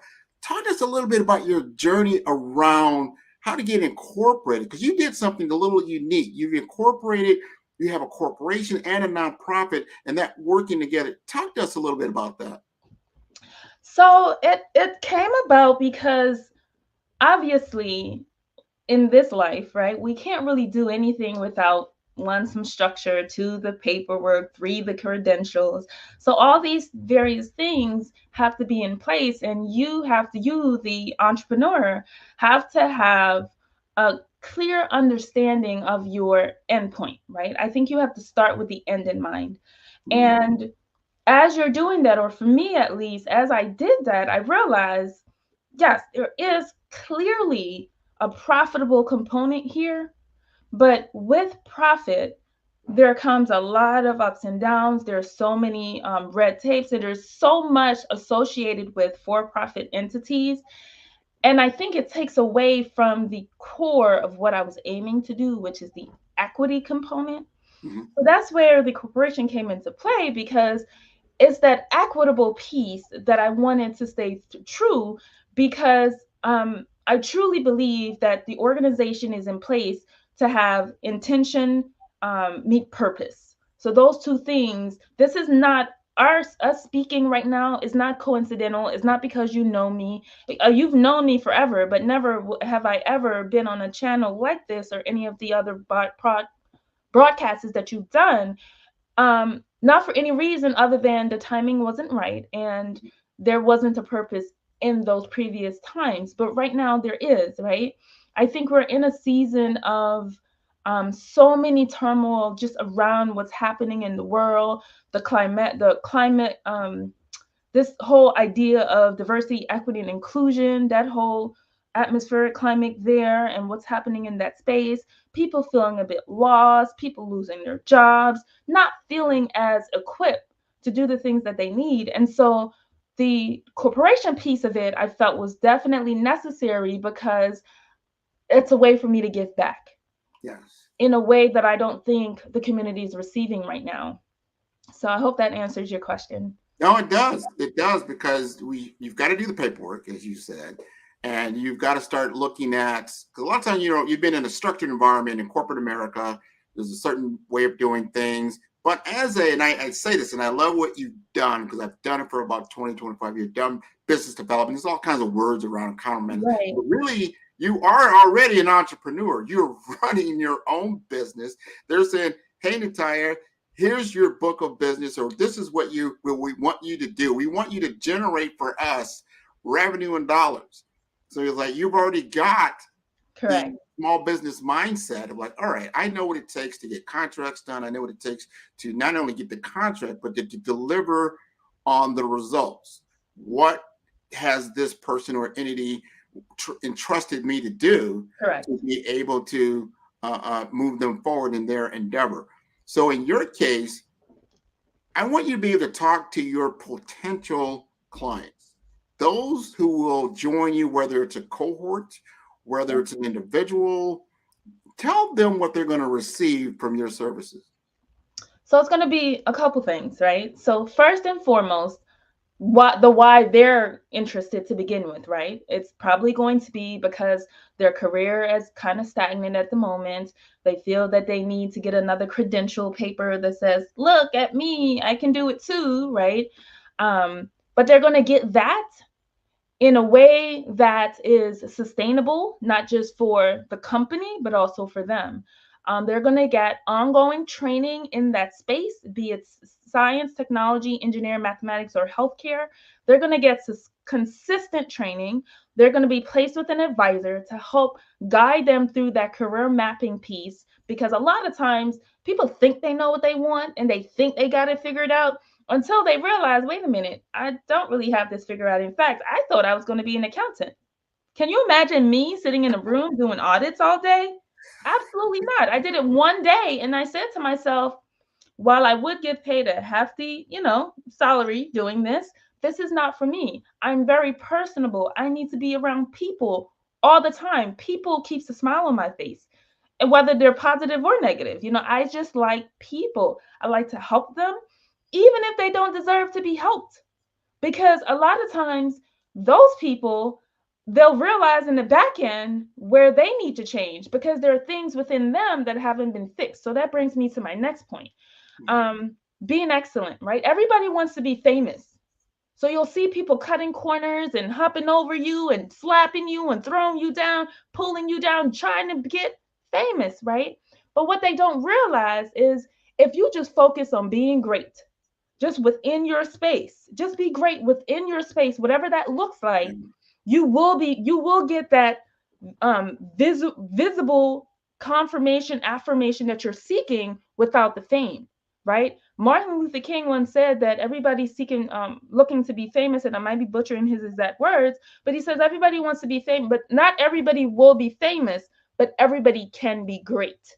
Yeah. And as simple as, remember, I'm sure you can remember the time you went to a fast food restaurant and they gave you an extra chicken nuggets, or they gave you extra sauce because you asked for it, and you're like, oh my God, thank you so much. That was that person in that space being excellent, right? Delivering excellent customer service. And so this company helping you help yourself will help you to dig deep enough to tap into that. So your greatness goes beyond, again, your title, because I think a lot of us, we're so trapped on this belief that you're the CEO or you're the this or you're the that. No, I want to shift that in such a way that I truly get people to understand why serving is important. And when you serve, the fame and everything else that you're seeking just will follow you in such a way that you're like, wow, you shocked yourself, right? You're going to get what you need to get the title and maintain and sustain the title, but then you're going to go beyond that. And then that, I believe that that will help to shape this world in such a different way. And even if I hit one person, just one, I think I've done a good job, because then that one person will do the exact same thing and hit another person. And it just takes one.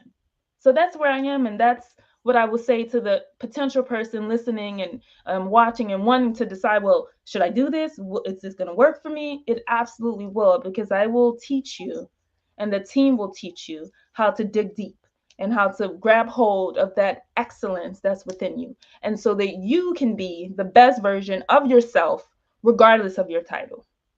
I love that. I'm going to shift the gears just a little bit. Okay. And that is, you brought something up earlier around DE&I, which is diversity, equity, inclusion. Yes. And what we're talking about here is like where you fit in this world and how people will look at you a certain way, whether we like it or not. People will size you up one way or another, because it could be a leverage tool for certain people when they don't see you. Now you're talking about STEM. STEM is science, technology, engineering, and math. We don't see a lot of people of color. We don't see a lot of Black people. We don't see a lot of women. You're a Black woman, and I want the audience to understand a little bit about what your expertise is in the healthcare realm and what you have been doing, because I'm proud of you, because what you're doing is so fantastic. I want them also to understand that you grew up, some of your part of your life, in another country, and then came to the U.S. and you had to adapt to cultural differences.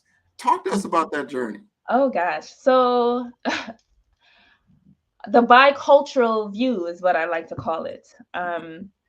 Yes, I grew up in South America, the only English-speaking country in South America. Why was I deprived of learning some of that Spanish now that I'm living in South Florida is beyond me. But again, everything happens for a reason. I digress. But yes, I grew up in South America. I came to the United States as a child. And I remember it was 1995 and a blizzard hit New York, Philadelphia area. And it was pretty cold, the coldest I've ever experienced in my entire life, because I was coming from a very tropical place. So that was the first shock to me. And then I lived in the inner city of West Philadelphia. So that was, your eyebrows went up, right? And if you had here, they probably would have stood up, right? Because you know what that means. It's literally, it was considered a war zone at one point. There's a lot of poverty. There's a lot of lack, if you will. And so I grew up in an environment where, so I came from having nothing, right? Where just waking up every day and being able to, even if it was just rice and drinking some milk that I had for that day was, we were praising, thank God, right? To then moving to a country rather, that there's an abundance of everything. But yet there's also an abundance of things that are not conducive to a healthy lifestyle. And I could have easily been a victim of my environment. But I chose that I didn't want that. And in fact, it was a movie that revealed to me that the life that I was living wasn't the life that I want. And that movie is Two Can Play That Game. And I know folks are probably thinking, what? Two Can Play That Game? I was thinking she was going to say something a little bit more inspiring, right? Like a little bit more uplifting. But no, it's actually Two Can Play That Game, where Gabrielle Union was one of the stars in that movie. And I remember, I still think till this day, she is absolutely drop dead gorgeous. So Gabrielle, if you're listening and you're watching, I think you're gorgeous. She got out of a convertible, and there was another young lady who was kind of like somewhat envious of her. But what I remember about that scene is that when she got out of the car, first of all, the car was a beauty. She got out. She had, at that time, ponytails are really big. She had this really long ponytail. And it was one of those slow motion type of scenes where they slowed everything down so you can get just the right angle of her beauty. So she came out. She had a briefcase. She was dressed really well. And that ponytail was just swaying in the wind. And I'm just like, I'm watching as a young child. I couldn't have been more than 10. And I said to myself, that's what I want to be when I grow up. And what I meant was that she, to me, represented success, right? She looked like she had money. She was driving a car that, represented some money. And she would look with the briefcase like she was professional. And that's exactly what I was able to accomplish.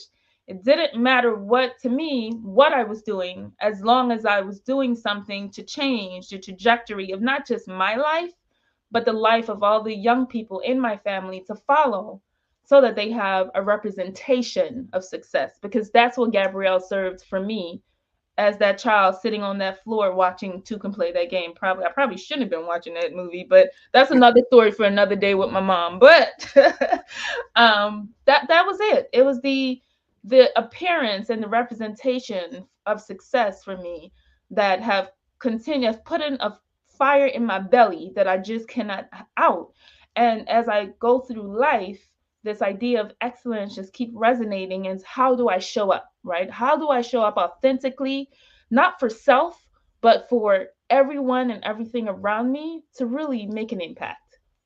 Wow. All right. And that's my cousin you're talking about, right? Well, tell her I think she's beautiful. I will let her know, especially when she comes out to the next family reunion. She is very beautiful. Her whole family is beautiful. And D Wade, I'm not going to call him beautiful, but they live a good life at what they're doing. But we want to answer that second question. I need people to understand. You just gave us the background, where you came from, but yet you're doing work that is, first of all, it's very impactful, but it takes intelligence to do. You're able to do that. You're able to get your degrees, and you're able to now live that Gabrielle type lifestyle. You got the car, you got the hair, you're like, yeah, you're whipping it now. Tell us a little bit about that. The lifestyle is great. The lifestyle is great, but you know what, Grant? I would give it all away. I would give it all away if it means I have to sacrifice the true core of who I am, which is I'm not the strategic account manager that works for a multi-million-dollar genetic lab. I'm not the titles of the national this or the that on this board or the VP on that board. I'm none of those things, because at the end of the day, when it's all said and done, and I don't mean to get morbid, but the end is inevitable for all of us. And we have to face ourselves at that point. None of that really matters, right? And it's really what's at your core. And because of what's happening in the world, and because of what I see around the various places that I'm playing in and moving into and navigating, this is necessary. This is necessary work to help, not only, to your point, change the landscape of the people that we see in STEM and healthcare, and keep them there, right? Because the program is designed to not only train them and get them to those places, but then work with the organizations to keep them there, right? And if there's a challenge with that individual at that institution, that we have a dialogue to identify what is the challenge. Because a lot of times people that look like us, they have the same skill sets with people that don't look like us. And it's because of the various lived experiences and the inability to navigate those spaces is what caused the person that looked like me to get the door and the person that don't look like me to stay. Because I give you this quick example, because I know you probably have other questions.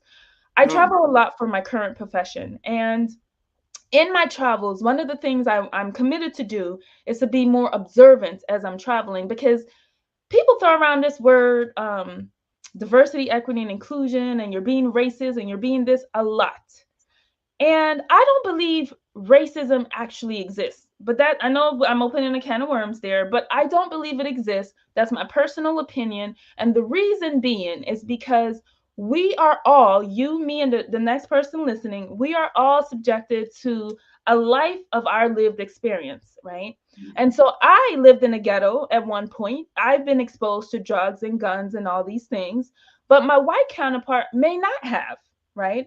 And so if I am to talk about these things and they look like, oh my God, she is a bit, rough around the edges, they're in their right mind to say so, because why? They don't have that lived experience. They don't understand, right? So that's the one piece. But the really good quick example is I was on a plane. I saw a gentleman that was traveling, and he didn't look, like he was in his right mental state. But he was doing something that was illegal on the plane, which was vaping. Now, vaping is illegal. It can get you placed on a do not fly list where you can't fly anywhere in the world, right? It comes with some serious criminal charges. But this person was white, or at least let's just say he was pale skinned. Okay. And I am observing all of this. I'm at the back of the plane where I witnessed the person vaping. Of course, I'm not going to say anything. It's not my job to say anything, and I don't want to be the cause of somebody getting placed on a do not fly list. What I didn't know is the flight attendant also saw what I saw and told the gentleman to come to the back, and subsequently he called the pilot. Now, when you call the pilot to report something like this, it is my understanding that the pilot is supposed to come to, remove himself from the cockpit, come to the back of the plane, address the situation, and escort the person off of the plane. That didn't happen. They did call the pilot. I don't know what the pilot said, but I could clearly hear the flight attendant saying, this is what transpired. The person is back here. Another flight attendant from the front came to the back, and very sternly, she spoke to the gentleman. And my heart is melting at this moment, because the poor guy, he was pleading. I didn't say anything because clearly I don't want anything tragic like that to happen to him. So he's pleading. He makes up a lie. Oh, I'm a doctor. I got to get to Miami and da da da da da. And the woman is like, still, she's being firm and she's being stern and she's telling him, give it to me, da, da, da, and she takes it and she says, I'm going to allow you to fly. And I'm like, I'm thanking God that, it didn't go the other direction. And he was allowed to fly. Now, different day, different scenario, a Black person, they were consuming alcohol that they didn't, have the purchase on the plane. Yeah. What happened to that person? They were escorted off the plane. Wow. Okay. Now, the difference between what happened with both is that the Black person got loud and right? The white gentleman, nobody knew what transpired. Why? Because yes, although he was pleading and doing his thing, he was very calm.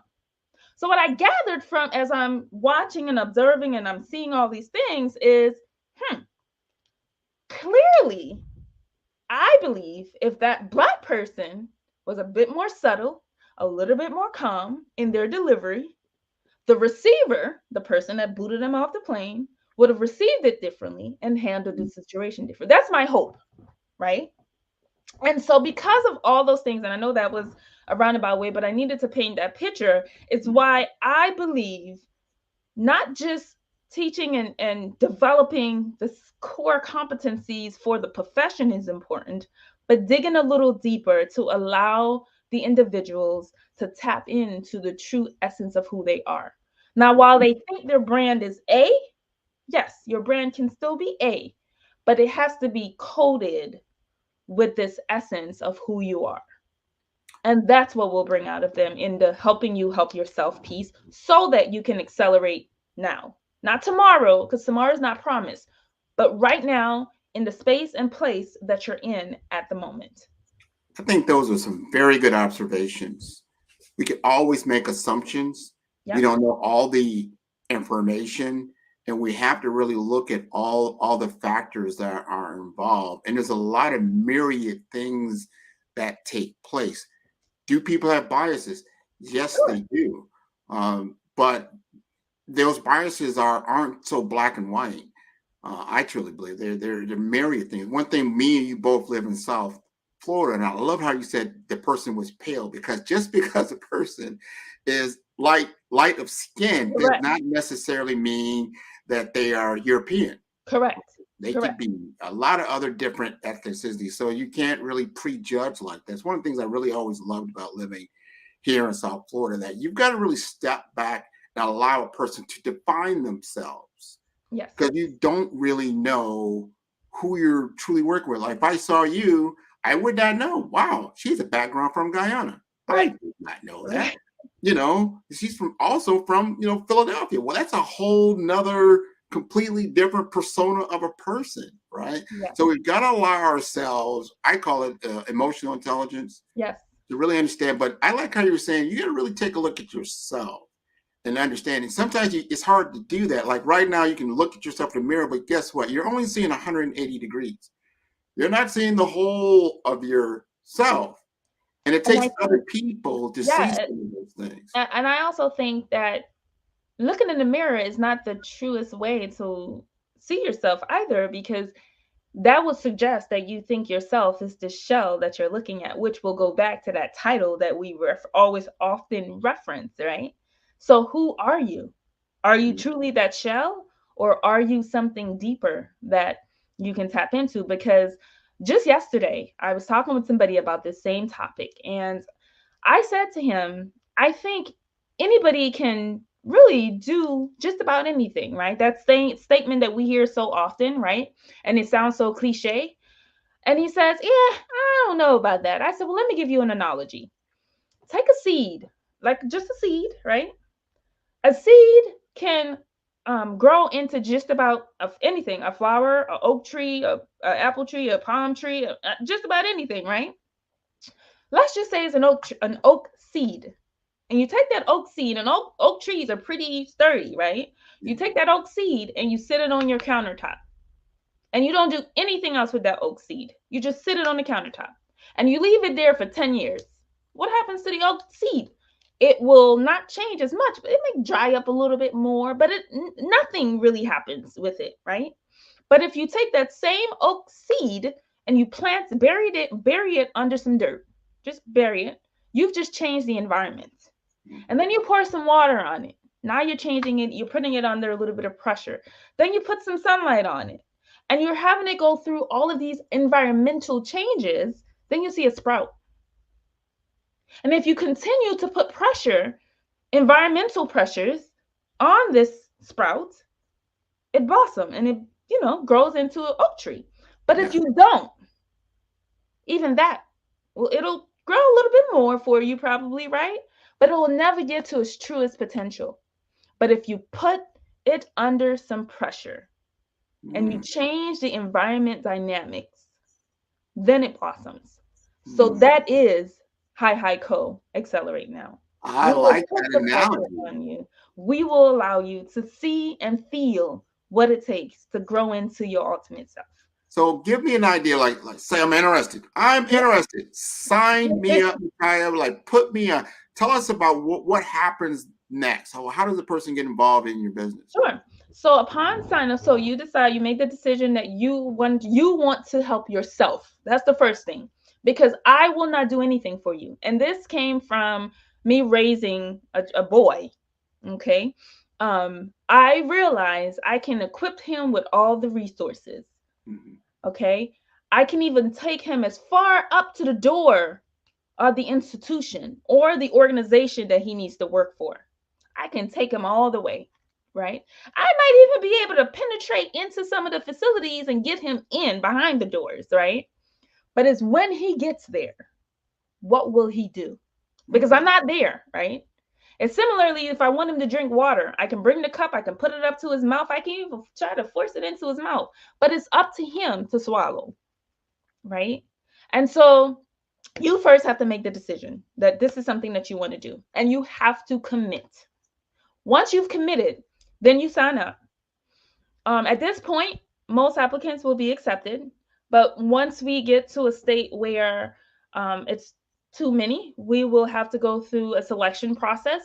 At that point, there will be selection criteria, which will also be established and provided on the sites, which is right now under construction. But each candidate will go through, there's a nominal fee for materials that they'll have to pay. That's $300, and it varies depending on their career path. But $300 is the base. They will pay that $300. That's for a year-long contract with the organization, where they will go through various workshops within their respective fields: science, technology, engineering, mathematics, with the emphasis on healthcare. So they'll go through credential requirements for each of those spaces respectfully.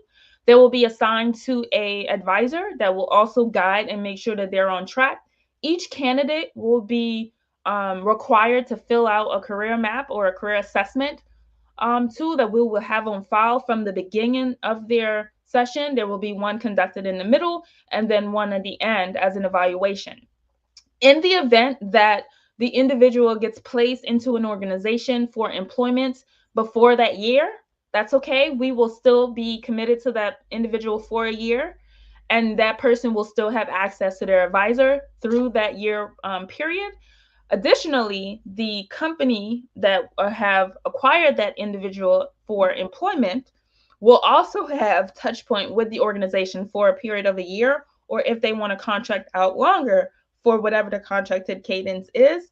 And during that time frame, so we'll say a year for this conversation, during that year period, the individuals at the institution that hired the candidate have an opportunity to consult with a HiHiCo individual to talk with the candidates. A lot of times when you're placed into a new employment opportunity, you have no outlets. You don't know anybody in the company, and the company isn't talking to anybody on your behalf to identify whether or not there are gaps in what you're delivering in that position. But now the company has somebody that they can relay that information to, and we can do something about it.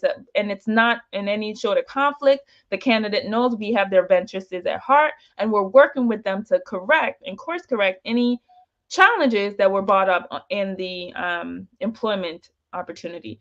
And if by chance it's still not working out, then we'll pull that candidate, we'll keep them back into the rotation for additional training, and identify from the employer what was missing and what they felt was needed, and identify where we need to infuse that level of information for that candidate, so we can help to develop them in that space. So that's what it looks like in a kind of a robust manner, but there are a lot of moving parts with hands-on really guiding and coaching the individual to, achieve the success that they're looking for. I like that.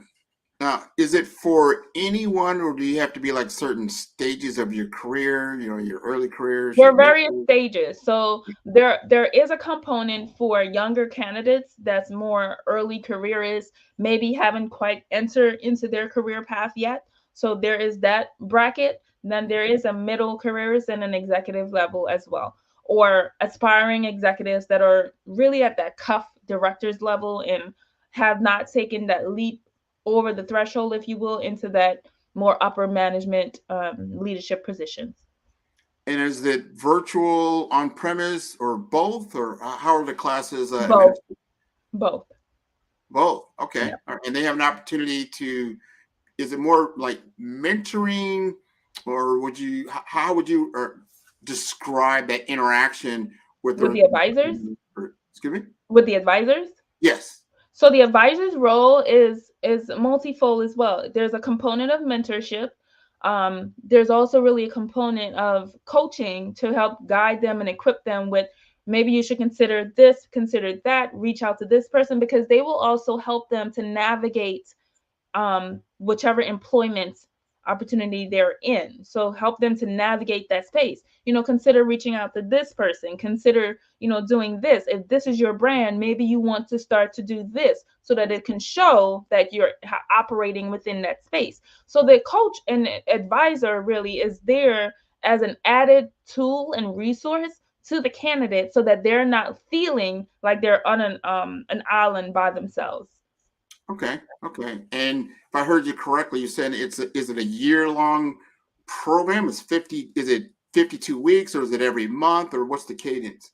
So it's per quarter. So once a quarter, there'll be a workshop designated to each of the various or categories. So science, technology, engineering, mathematics, with the healthcare component. Nice. And then, so I'm going to ask as an advisor, right? If I were interested in being an advisor, what would I need to do? All you would have to do is submit a request to the organization, provide a background of yourself, and then the why you feel that you would be a beneficial advisor to the candidates. And then it will go to the board for review, and then we will assess and make a decision as to whether or not you fit into what we are looking to create in this space, and that you will be a good asset to the candidates. And it's that simple. All right. I like everything I've heard. We've got about 4 minutes left, maybe 3 or 4, right? Okay. So my question is, it would be next steps. Now, I know you said you're working on your website.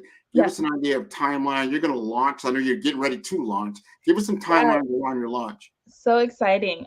So the official launch is going to be on New Year's Eve. So I'm extremely excited about it. We will be hosting a New Year's Eve soiree and an after party where folks will get an opportunity to really hear all about what we're doing. We're also going to set the agenda for 2024. The website will be up and running in Q1. There are some moving pieces that we're working through, but there will be a landing page there by the end of January so that everyone has access to that information. And we would absolutely love for you to check us out, review all the great things that we plan on doing in 2024. There will be some health equity sponsorship for health services offered in 2024. But more importantly, we invite you to come along for the journey. Come along and join us for the journey that we're embarking to really change the landscape of talent development, change the landscape of health equity and how that shows up in the community, and really be a change to ourselves by tapping into our truest expression and display of who we are. Well, this has been wonderful. I want to thank you so much for being part of the Black Business Olympics, a part of the Black Business Network, part of our world. What you're doing is wonderful. Cannot wait for the launch. Genius is coming, and I'll see you on the other side. Thank you. Bye. Bye-bye.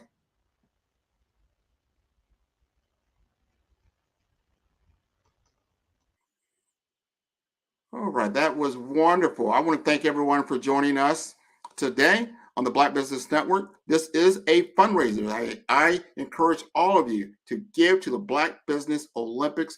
Look on the Cash App below. That's Cash App. That's BBX USA. I don't have time right now to go through all of our different sponsors, but I thank you. I want you to continue to tune in to the Black Business Network on all of our streaming channels. There's about 40 of them out there, or you can tune in at bxtv.org. Thank you very much.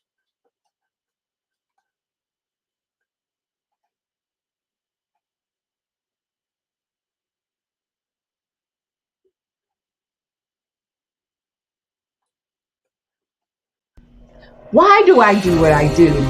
You know, my life coach asked me that a few years ago. And she said, Tony, what's your why? And I told her, and she said, girl, you've already accomplished that. Perhaps you need a new why. Hi, Tony Harris, Amy Hoydu with Say It Said Marketing, one of your students. And just wanted to say thank you, Tony Harris, for spending so much time with me and giving me that boost in my business that I so drastically needed.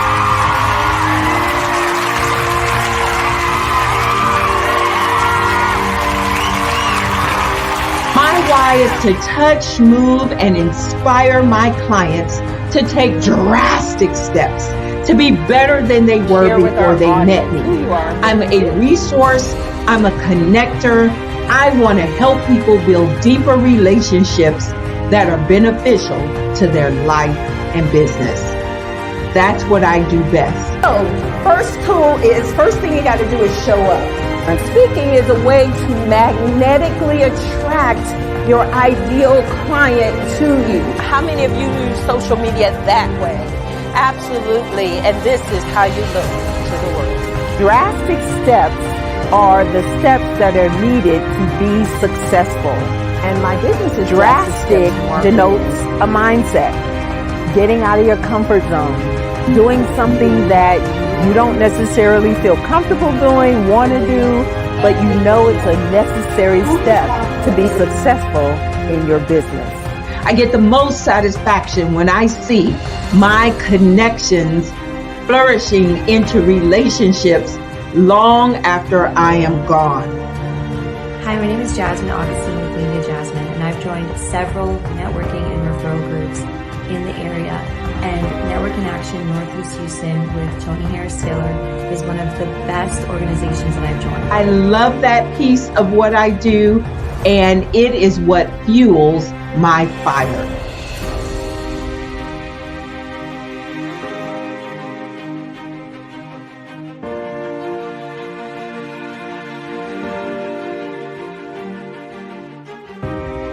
My name is Tony Harris Taylor, saying take a drastic step today for a fantastic tomorrow. Artist to me is a creative expression of something from nothing. You know, it explodes onto the canvas, or it explodes on in my work. One of the things that I try to do more than anything is I try to just give the lines and the movements and emotions and expressions into what I do. Art really means to me a chance to express how I feel deep down inside. Most of my art begins as a thought that I might have, you know, whether it's sports, whether it's history, whether it's a woman or a man. It pretty much starts as an idea of thought before I get into the actual image of what I'm going to draw. I do a lot of historical pieces. I was a history minor in college, and I love to do history pieces. And a lot of times I'm thinking about history, and then I try to make that history impact you as you look at it. That's one of the reasons I do pictures so large. People ask me, why do I do pictures so big? And I tell them, I want the piece to impact them as they're looking at it. To kind of dominate them, dominate their space. And most of my pieces I try to do off page. I don't try to do anything that's going to be in those four corners or in a square. And I want your imagination to be a part of the piece that you're looking at.